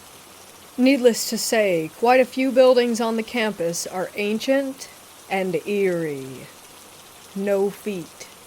I had night duty a few days back, and since there weren't any patients to attend to, I went to sleep in the room assigned to me in the emergency room itself. A few minutes in, I felt extremely cold. It was the peak of summer and this coolness just didn't feel right. I got up, switched on the lights, and went out calling the nursing staff. I told them I didn't feel comfortable sleeping in there tonight. They were more than happy to entertain me for the rest of the evening. One of the staff is a dear friend, and she asked if I wanted to hear a ghost story. I jumped in because now we were a crowd, and there was no reason to be afraid. She told me about this incident in the baby ward. It was the middle of the night. A mother walked up to the nurse's station requesting for a bowl to feed her child. One of the nurses noted down the details, mother's and baby's name, and handed over the bowl. A few seconds later, the same nurse happened to look back and saw that the woman had no feet and was floating away in the air. She pointed to the other sister as well. After recovering from what they had seen, the nurse fired up the system to check the patient's name, and to their surprise, the discharge summary by the baby and mother's name showed up. The mother had died of postpartum hemorrhage after delivering a premature baby, and the baby too had passed away a few days later due to some neonatal infection. C floor. This floor consists of private wards and is pretty posh. There's a call switch for each ward which the patient rings in case they need something, and the bell sounds in the nurse's station. One of my usual nightly duties, I was typing a discharge summary when the bell to Ward 7 rang. The nurses were on break and seemed to not hear it. My senior asked me to go check on it in case it was our patient. I got up and walked through the dark corridor in search of room 7, which was at the end of the hallway. The lights were off, and it seemed like whoever was inside was sleeping. I knocked, but nobody responded. A strange sense of fear crept through me. I ran. I reached the nurse's station. My senior looked up to see me breathing heavily. He asked if I was all right. I told him that the room was dark, and that no one opened at the door when I knocked. The nurses walked in at the same time and told me that there was no one admitted in Ward 7 and that the bell often rang like that. They wouldn't react unless someone was admitted. SICU bed number 1. The curious case about this bed is that no matter who ends up on it, eventually dies, no matter how young or healthy that the patient is. The incidents have been pretty unnatural over the past few months, and there's no scientific explanation. Just a few days back, a 22-year-old boy was admitted for gallbladder surgery, was shifted to SICU after surgery, and a few hours after shifting, he developed breathlessness and died before intubation. Doctors usually do not like their patients to be assigned to this bed. Even if the SICU is full, as soon as a bed vacates, a patient from number 1 immediately gets assigned a number 2 bed. There's no backstory about this. At least, not that I'm aware of.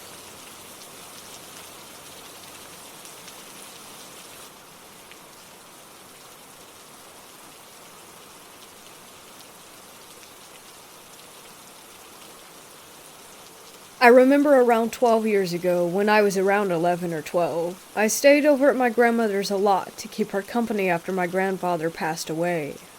I was lying in bed one night. I had just turned the TV off to go to sleep when I heard a creaking sound outside the door, but I just thought it was Grandma going to the bathroom since she had to walk past my room to get there. Then, I heard the handle being pulled down, and again I just thought it was my grandma, maybe just coming in to say goodnight before bed. As I looked toward the door, I saw a large, white hand grip the edge of the door, and instantly I knew it wasn't her. I was too terrified to say or do anything, so I just kept watching as the door slowly opened. Because of the window at the top of the stairs outside the room, there was just enough light from the streetlights outside coming through to see what it was. It was a tall, slightly transparent figure. It just stood in the doorway for what could have been seconds or minutes, or who really knows how long. I couldn't look away, and I refused to shut my eyes, even to blink, but of course, I had to eventually, and once I blinked, the figure was gone, with only the open door as proof that it wasn't my imagination. To this day, I still don't know what it was. I told my friends before, and they said it could have been my grandfather's ghost, but it was way too tall and skeletal looking to be my grandfather in my opinion, and I felt a deep, sinister feeling from it that couldn't be further from the warm, loving person that my grandfather had been. I've had a few odd experiences with things before that I could chalk up to imagination or overreacting, but as they say, you have to see it to believe it. And after that day, I certainly believe. Ever since, it's had me wondering what else could be out there.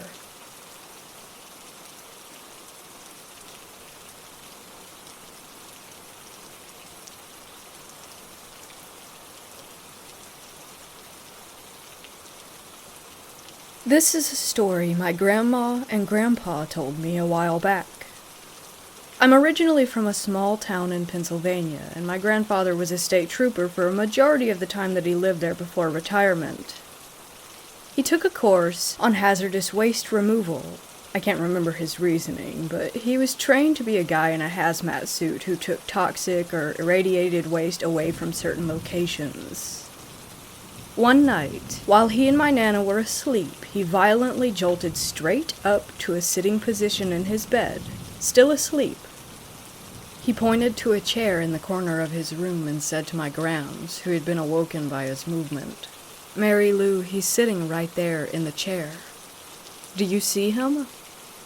My Nana was freaked out, so she tried to get him to lay back down in the bed, which took a few minutes, but eventually he was back to sleeping soundly.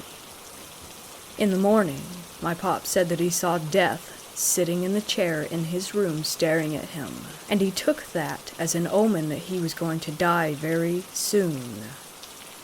About 2 months later, an incident at 3 Mile Island occurred, and the police force out there asked my pop's station to send all of his people there who had hazardous waste training to help get it cleaned up.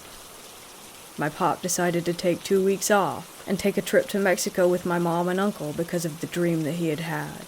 And when he got back, many of the people that he had known at his office had some kind of radiation poisoning that eventually killed them. I don't tell it as well as they do, but I thought it was an interesting story.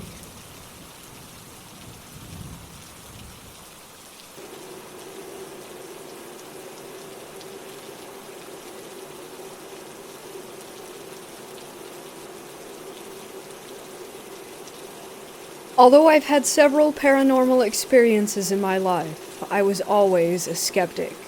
I try to debunk my own experiences. Like, what if I was just tired? There must be a logical explanation. However, this experience made me a believer. A few years ago, I visited my friend who lives abroad. We decided to go inside an old amusement park that had been abandoned years ago. As a kid, my friend had visited the place every week, so it was pure nostalgia for her. We snuck through a hole in the fence and entered the park. The place was taken back by nature, mostly overgrown and with small, swampy little puddles everywhere. We were nervous about snakes hiding in the grass, and about the big pack of feral dogs roaming the property. But the paranormal hadn't crossed our minds. Upon entering the park, the dogs barked at us, warning us to leave them alone, so we avoided the area where they were and went on exploring. We seemed to be the only people there. After a good 30 minutes or so, we stumbled upon an empty karaoke bar.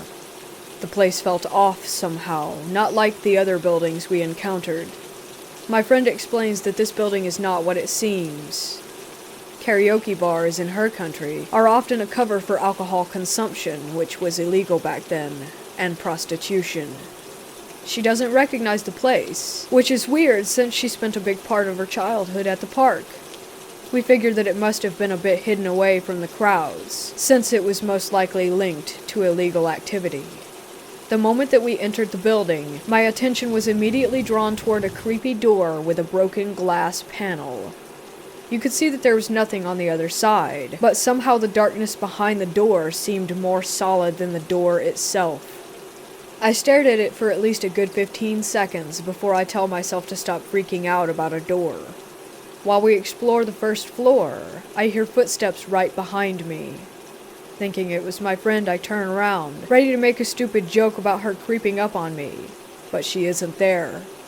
I see her at the other end of the room, at least 8 meters away from me. I chalk it up to weird acoustics and don't tell her about it. Do you know that feeling you get when people are staring at you? That's how the second floor felt.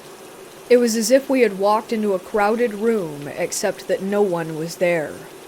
Like on the first floor, the darkness of some unlit areas somehow seemed too dark, more solid. I became increasingly nervous, but I didn't tell my friend, since I didn't want to sound crazy. Soon, my friend stopped in her tracks, and said that she wasn't comfortable exploring any further. She later described that room as a quote-unquote black hole. She recalls feeling as if all her movements were slower than normal, and as if her brain were foggy. This was right above the door that freaked me out so much. Back on the first floor, we feel silly for even being that nervous, and we try to overcome our fears. I decide to open a door adjacent to the freaky door, which was easier said than done. The door was stuck, and I had to put my weight behind it to get it to open. We caught a glimpse of a small storage room before the door was slammed shut again. We almost made a run for it, but since we stubbornly didn't want to give in to our fears and be wusses, we took a few more pictures of the room before we left. Once outside, we rationalized it by saying that it must have been some sort of animal, a stray dog maybe, but we were not convinced. Opening the door took some strength, so what animal could have closed it with such force? There was barely any space between the open door and the wall, so I doubt that it could have been a person hiding there.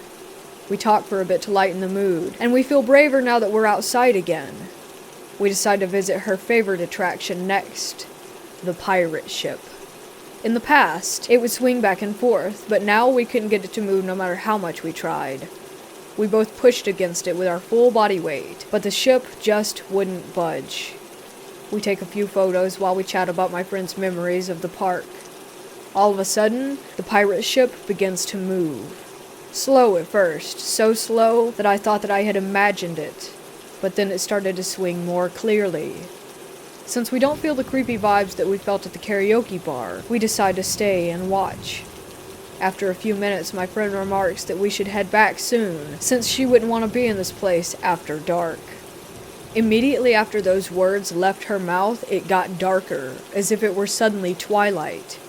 Remember the dogs who barked when we entered the park? They had been quiet since they realized that we were not a threat. But now, they go wild, barking and howling in the distance. My friend and I don't hesitate, and make a run for it. We run through the dark, overgrown park while the dogs go crazy. It was surreal. Once we reach to the hole in the fence, we crawl out as fast as we can, and suddenly, we feel safe again. I swear, once outside, the sun was shining bright. We looked up to see if it was just a well-timed cloud that had moved in front of the sun, but we couldn't see anything. To this day, my friend is convinced that something told us to leave, since it got dark right after we decided to go home once it was getting dark. I don't believe in these kinds of theories, but feeling-wise, it genuinely felt as if we had went through some sort of gateway when we entered that area, as if it was its own little world. The contrast was just that big. Back home we talked about our experiences. Apparently we both felt uneasy in the karaoke bar long before we actually voiced those feelings. I told her about the creepy vibe I got from the door, and showed her a picture that I took of it when we first entered the building. She tells me she felt the same thing, and took a picture just before we left. Upon comparison, we realized that the door is cracked open a little bit in my photo, but in hers, it's half open. These photos were taken 5 minutes apart, and it seems very unlikely that someone snuck in to open it while we were on the second floor. The dog pack was in a different area of the park, and there was no wind that day. I don't have an explanation, but given our other experiences at the park, this creeped me out even more. Like I said, I have experienced strange things in the past, but nothing like this. In the hour that we spent at that park, I went from a skeptic to a believer. I would love to go back someday and see what happens.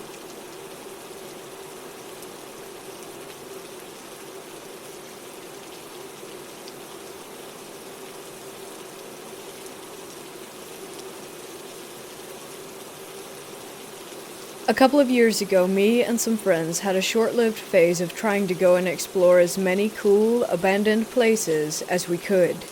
One of these was a very old hospital that had been closed for roughly 20 to 30 years, I believe.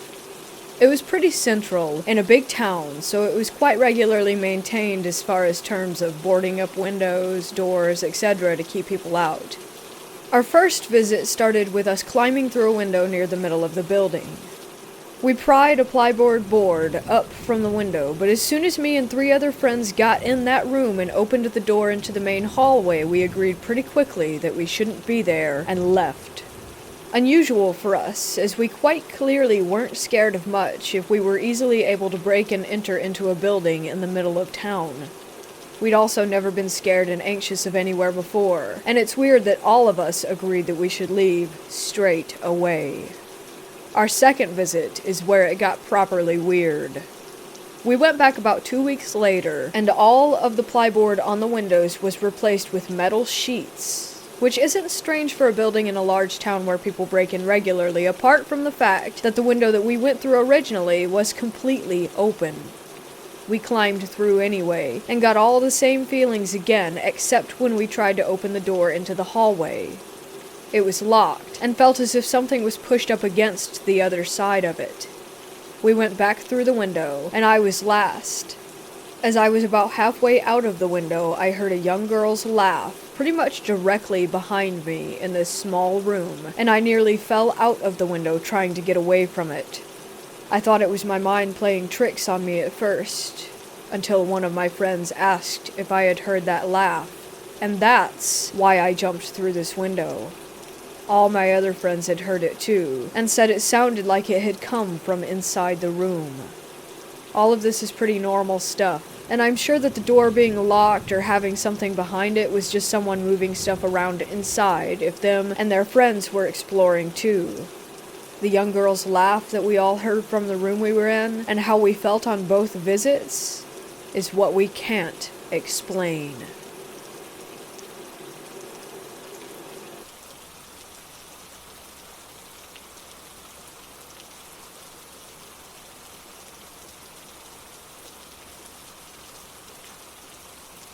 So I'm a week out of the hospital after spending 2 weeks in there with COVID-19 and pneumonia.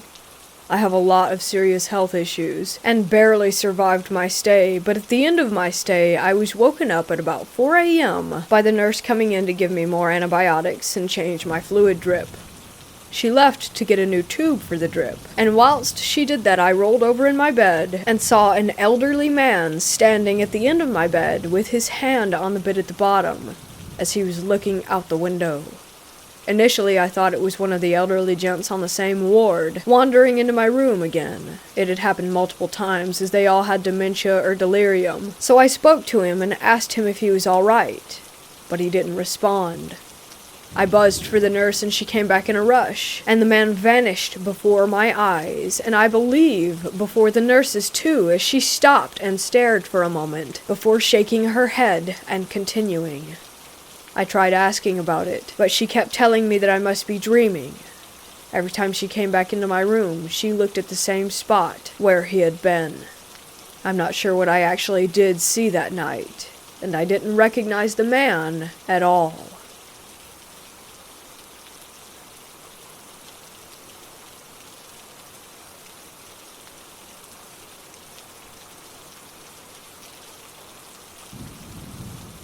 This is a true story.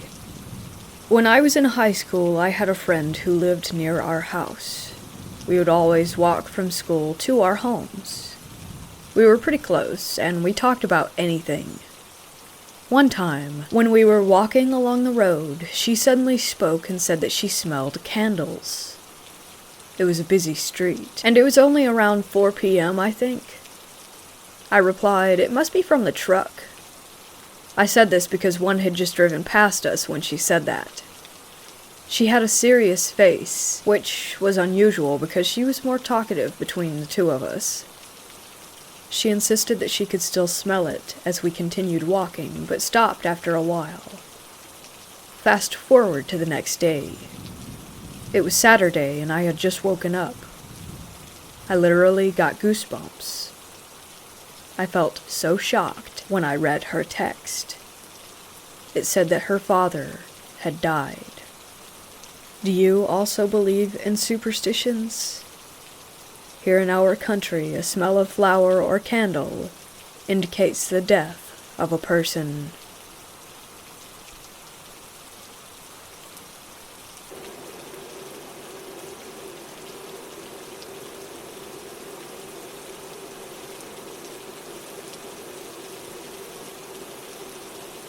Not very far from my home, there is an abandoned place, which is my hideout. I honestly don't know what was in the place before it became abandoned. The place is a rather small, probably like 40 by 20 meter fenced off, overgrown field with just one building. I can't tell what the building is either. It's a really small, house-like place with no windows and one locked door. The field itself has a small, short sidewalk that has been taken over by nature. There's also a small hill in the field. You can tell that the place hasn't been visited for a really long time, because the grass in there is quite overgrown, and the house, fence, and path all have plants growing all over the place. Since it's currently spring, a lot of the foliage is growing and blooming, and there were some wildflowers in the area as well. Today I took some scissors and went to the area with the intent of picking some flowers to make a cute bouquet to put in my home. As soon as I entered the area, something felt off, and I suddenly became paranoid. I ignored the feelings, since I have mental illness which causes me to have random paranoia at times. Keep in mind, though, that it doesn't cause hallucinations. It was still unusual for me to feel paranoid there, because I would usually go there to relax and be calm. It's basically my safe spot. I went on to look around and pick some flowers, but then I heard some footstep-like noises behind me everywhere that I went. I brushed it off again, assuming that it could have been an insect or a small animal like a hedgehog or a rabbit. I felt like I was being watched the entire time, but again, I assumed that it was just my random paranoia. The thing that scared me the most happened when I was about to cut a big, white, pretty flower. The only one of its kind in the whole area. As I was kneeling down to cut it, I suddenly felt a human presence behind me. This caused me to jump up, drop my bouquet out of shock, and yell out, "Whoa!" and turn around. To my surprise, nothing was there. I was very confused, since the presence felt awfully real. I picked up my bouquet and went home.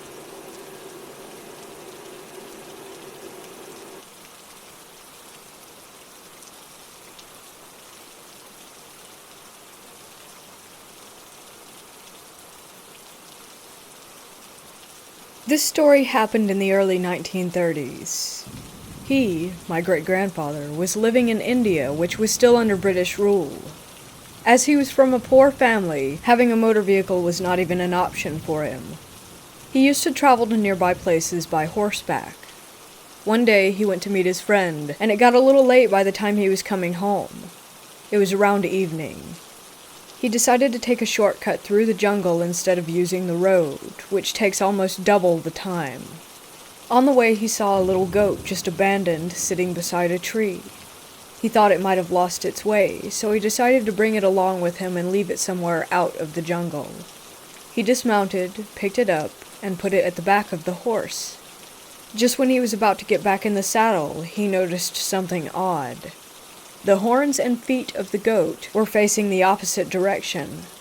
Quickly, under fear, he pushed the goat down and climbed up the horse to make a run out of the jungle.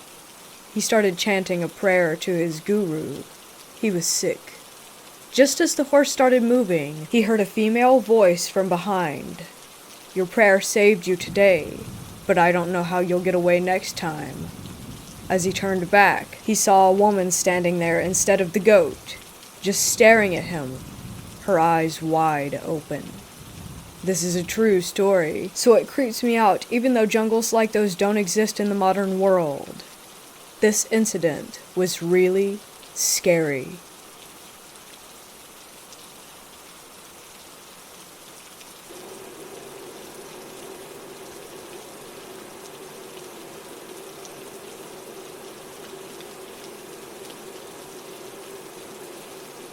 When I was 16 years old, I'm female by the way, my friends and I decided that it would be fun to go out to an old abandoned farmhouse that was rumored to be haunted.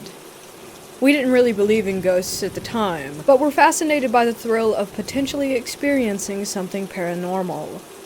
So on a hot summer night in July, we decided to take 2 cars out to this abandoned place. There were 6 of us in total. It took about 45 minutes to drive there, so we left around 2:15 a.m. because we wanted to arrive at the farmhouse by 3 a.m., witching hour. To get to the house, we drove down a dark, winding country road with houses few and far between. There were no streetlights, so although it was a warm summer night, it felt incredibly scary as we drove through the unfamiliar place in the pitch black. As we arrived at the house, I nearly felt sick to my stomach. I didn't believe in ghosts or the paranormal at the time, like I said, but something in my gut just felt wrong. The house was situated at the bottom of 2 hills, and there was no driveway in front of it, so we had to park at the top of the hill where there was an area off to the side of the road covered with crushed rock. We got there just in time to fulfill our plan of arriving at witching hour.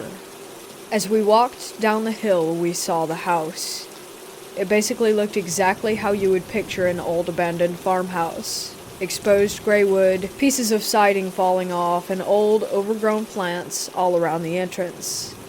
There were 2 levels to the house. The first level had 2 windows on either side of the door, and the top had 3 windows, one to the left above the door and to the right.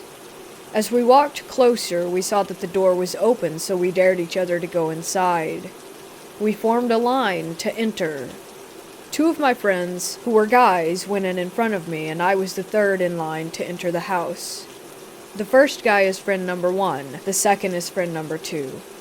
As we enter, I immediately felt ice cold. I have never felt that kind of cold in my life, as in, I felt it all the way in my bones. As soon as I felt it, I heard friend number 1 scream at the top of his lungs. It all happened so fast that I could barely make out what it looked like inside. I mostly remember an uninviting couch laid across the stairs with the living room to the left of the stairs and the kitchen to the right. It was like walking back in time. Old floral wallpaper peeling off the walls. So the second that friend number 1 screams, we all run out of the house immediately. As I look back toward the entrance, I notice that only friend number 2 exited the house behind me and friend number 1 was still screaming inside. Like blood-curdling, in fear, scream.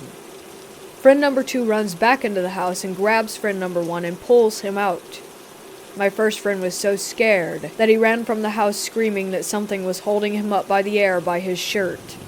He rips off his shirt while he's running, and all I see are 3 big tears in the back of it. It looked as if 3 prongs from a pitchfork had ripped through the fabric. But it doesn't end there. As my second friend stepped foot outside the door, he begins yelling in pain. I looked back, and he had blood dripping all over his face. I literally felt like I was in a horror film. He came toward me, and I was in full instinct mode. I took my sweater off and gave it to him to try and stop the bleeding. He just yelled at me that something had hit him in the nose, and that he needed to get to the hospital. So we run back up the hill, which felt like 1,000 years, to the car. When we get into the car, I get friend number 2 tissues and clean up his nose, and I shine my light on it to see what was bleeding. His right nostril had a clean cut all the way through it, as if someone had taken scissors or shears and cut it. And it gets worse. As we're driving away, my friend and I both look to the house, and there's a candle lit in the top left window. Then, as I look to the other side of the road, I still want to cry when I think about this. I have the image and feeling just burned into me. And there's this old trailer with a light on, and the silhouette of a man with a hat on in the window. I am 100% convinced that this old man was an evil spirit. Just the feeling I got of him staring at me, watching me as I drove by. I still feel the chills when I think about it. I felt like it was a warning to never come back to his property.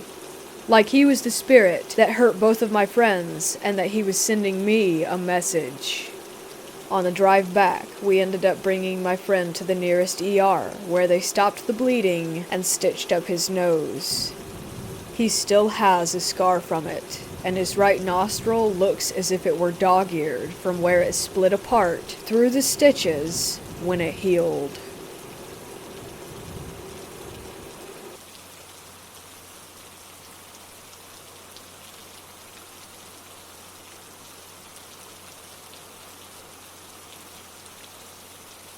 Lately, I've been dreaming about pretty weird stuff.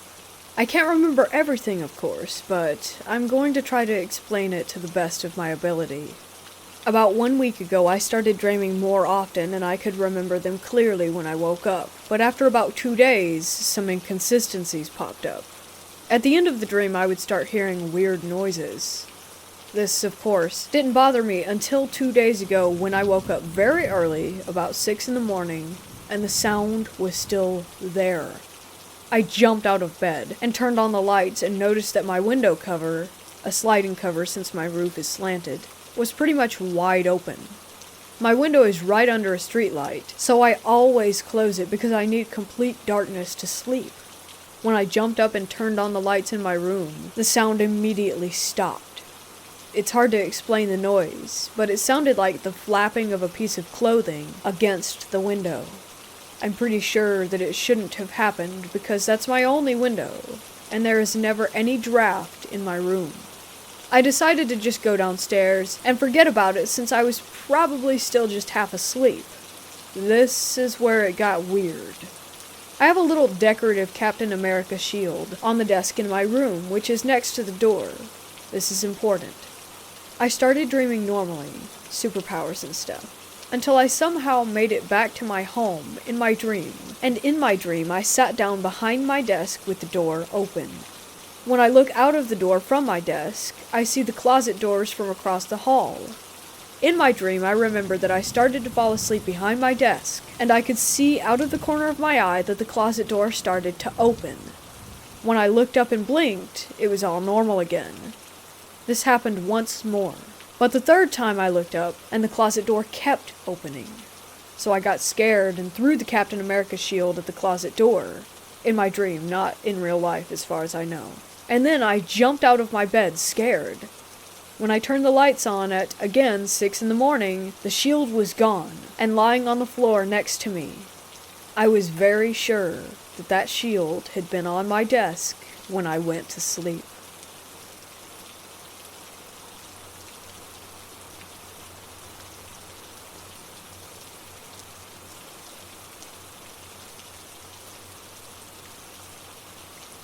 This happened to me 2 years in a row when I was young. Too young to face as much horror as I did. I was 6, and it was Halloween. I was just getting into bed when I heard an awful screeching sound coming from the hall closet. It was right by my mom and dad's bedroom, but they didn't hear a thing, which really freaked me out.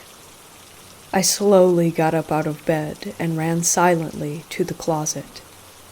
I opened the door, and it took all my effort not to scream. I saw a yellow metal box.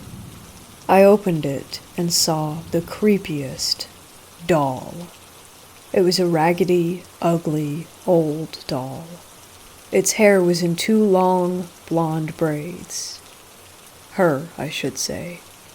I slowly picked the doll up. It screamed again, and this time I did too. From that night on, the thought of it lurked in my mind until the next Halloween, when I had another encounter with it. When everything happened again that year, I made up my mind and threw it away. The next day, I had gone into the closet to get my hula hoop, and my eye caught the yellow box. I picked it up. I opened it, and an uncomfortable chill ran down my back. The doll had returned. I couldn't get rid of her. Ever. To this day, I still know its exact location.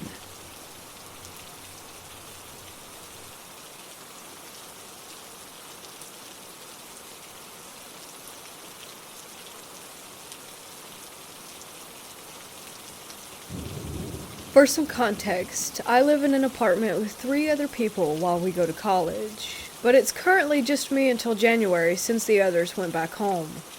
I was singing a song that got stuck in my head when I heard whistling from the kitchen at the same time to the same tune. I thought one of the other roommates may have come back early, so I shouted out to them, but didn't get a response. I went to the kitchen, which is only just a few feet from the bathroom, and no one was there or anywhere else in the apartment. I checked the hallway outside, but didn't see anyone or hear a door open and shut in the few seconds that it took for me to get to the door. The whistling was very airy, as if it was someone who couldn't whistle very well. This isn't the first thing that happened to me in the last few weeks, but it's definitely the weirdest. It could just be my imagination, but it sounded like someone was directly outside the bathroom door, whistling toward it. The other thing that happened was far less weird, and could have just been me not paying attention, but I came back from work to find that the lights in my roommate's room were on, and the fan was blowing out at the door. Even though no one had been home, and the other roommates' families lived quite a long ways from here. I asked where they were, and all of them sent back replies, showing that they were nowhere near the apartment.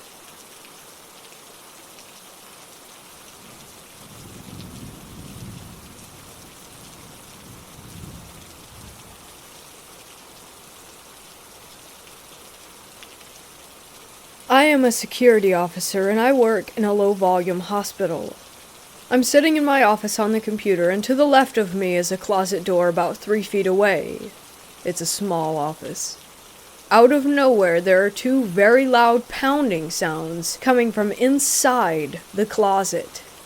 These were full-on banging sounds, not just knocks.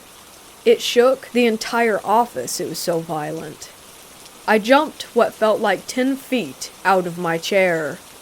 It took me a minute to realize what had just happened before I actually looked inside. Of course, nothing was in there, just some old office equipment. I'm kind of in shock now. I've worked here for a year, and have had some odd stuff happen, but I could always find an explanation in my head. This time, I just can't. We've had reports of odd things happening from the housekeeping and other workers.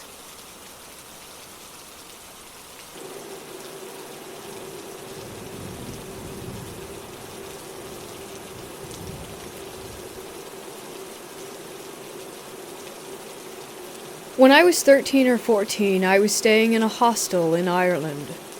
This hostel was directly next to, supposedly, one of the most haunted places in Ireland, an abandoned mansion.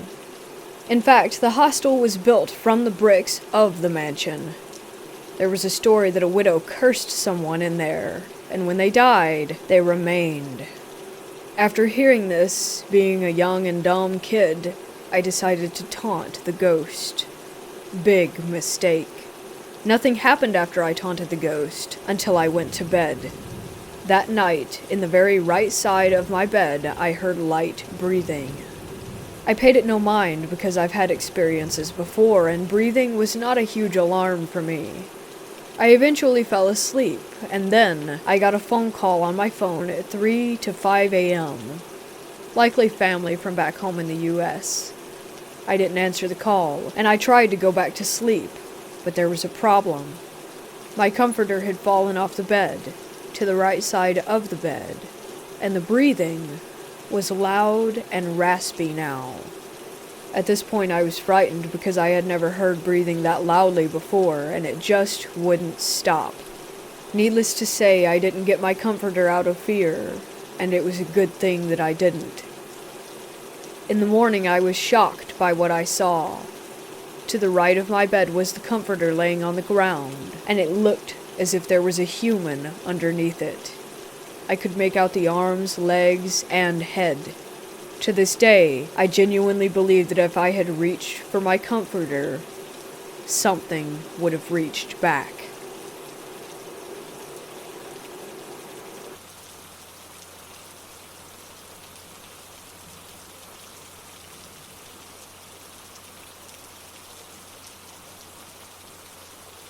It is not uncommon for me to have dreams about shadow people, or to have sleep paralysis. On this particular night, I had a dream about a red marble, and that an entity was tied to this said marble. I felt that I had to protect this marble and keep it away from people who were trying to get it. The marble bounced out of my hand, and I told the entity to roll it back to me, which it did. Here is the weird part. I remember in my dream picking up the marble, but all of a sudden I was staring up at the ceiling. Out of the corner of my eye, I could see a shadow person approaching, and it started to lean over me, looking down. At this point, I have no idea if I'm awake or if I'm dreaming, but I remember saying over and over again, "Leave, leave, leave, leave." But the voice started to sound deeper and not like mine at all. My boyfriend sleeping next to me shook me awake, and I sat up, calmed down, and went back to sleep. In the morning, I asked what had happened, and he said that I was talking in my sleep, and that I had said a sentence that was all jumbled, so he couldn't make out what I was actually saying. This made me feel weird, because if I did sleep talk, I would have thought it would have been one word, over and over. I remember in my dream feeling uneasy and scared. Does this sound like I was visited? Or was it just a really bad case of sleep paralysis? Edit. I also forgot to mention that I told my mom about the dream, and what time that it had happened, and she said that she had had a terrible dream, and woke up screaming around that same time. We sleep on different floors, so I didn't hear her do this, but she doesn't remember her dream.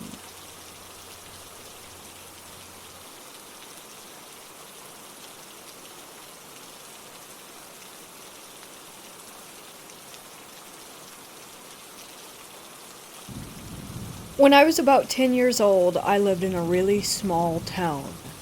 My friends and I would often play on the trails near the forest after school or on the weekends, building forts, fishing, etc. One day we were walking on a trail and a lady in her mid-50s or 60s came out of the woods. She had dirt all over her hands and pants. She said that her car broke down and that she needed help. We said that we would go get our parents to come help, but she insisted that we come into the woods. We said no and kept walking, and she just stared at us. It was like she had just shut off as a person when we told her no. The smile went away, everything. Even when we were a couple of kilometers down the road, we could still see her staring at us. Anyways, we get back to my friend's house, and they're playing tag or something in his backyard. And we're playing tag or something like that in his backyard. One of us starts making fun of the lady that we saw earlier, and out of nowhere, he is launched into his parents' shed. It breaks the window on him, and his arm. We all stood there in shock. His parents came out and started yelling at us, blaming us and saying that we threw him. All of us ended up getting grounded. To this day, we all seem to have the same reoccurring dream of seeing the woman in the woods, except every time I dream it, she is closer and closer to us.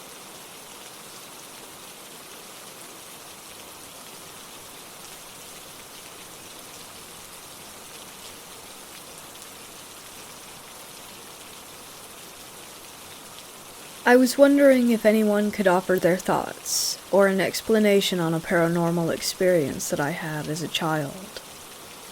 When I was 11, my younger sister passed away from a very sudden death. Months before this incident, I had a vision in the middle of the night that I had never made sense of until recently. I had woken up and saw a floating orb of white light in my room. Inside of it was a young child, around 4, maybe 5 years old, the same age as my late sister, with short hair, wearing a Victorian-style nightgown.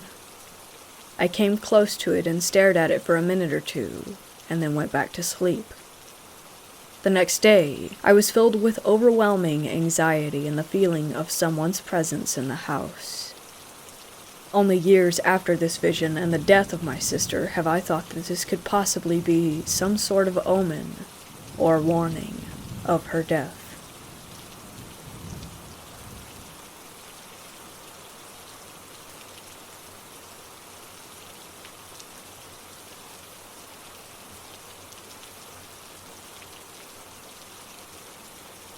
So last year I received a doll from my aunt. It was a hand-me-down that she found in storage, so I don't know its origin story. Her name is Alice. First weird note is that I immediately knew her name as soon as I held her for the first time. Anyways, originally Alice sat in my room, but one day while cleaning, I put her in my closet.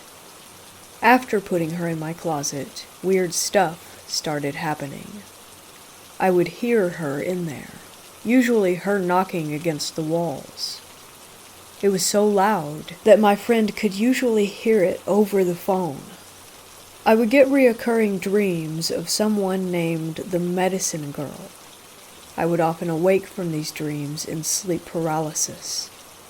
Other objects and items would go missing randomly, only to be found in places where I had not left them.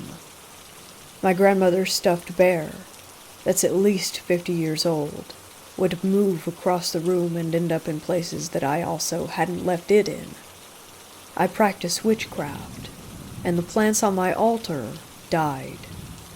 All of this stopped when I moved her out of the closet and back into my room. Due to all of this, I believe that she is haunted. However, I can't find anything online about what you're supposed to do with a haunted doll, and I'd like some advice. I believe she's scared of being alone, or doesn't like being hidden, hence everything stopped when I removed her from the closet.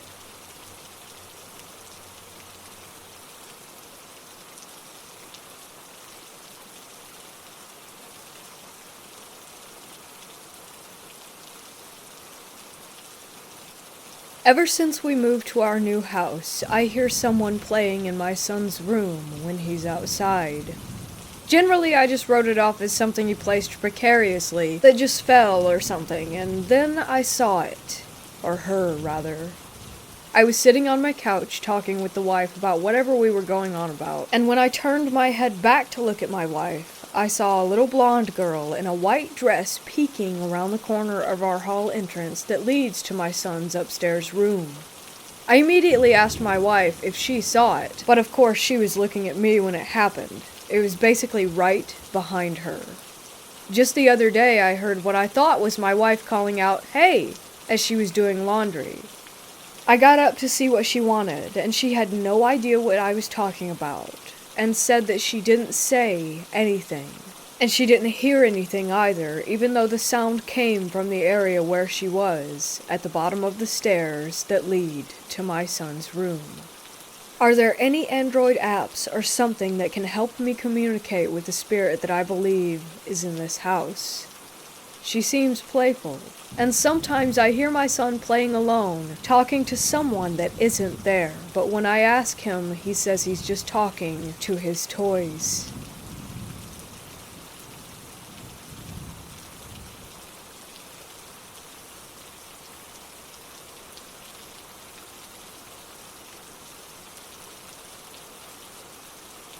I woke up in bed, and next to me I could see a man lying there with no distinctive facial features except for brown, darkish hair. He got up and moved to the side of my hospital bed and sat in front of me. He said to me, "You're going to die soon." I asked when, but he didn't respond, and I got up and locked myself in the bathroom. I've still never figured out what they meant, or who they were. I wasn't on any medication that would bring on any hallucinations or anything like this, but this has not happened before or since.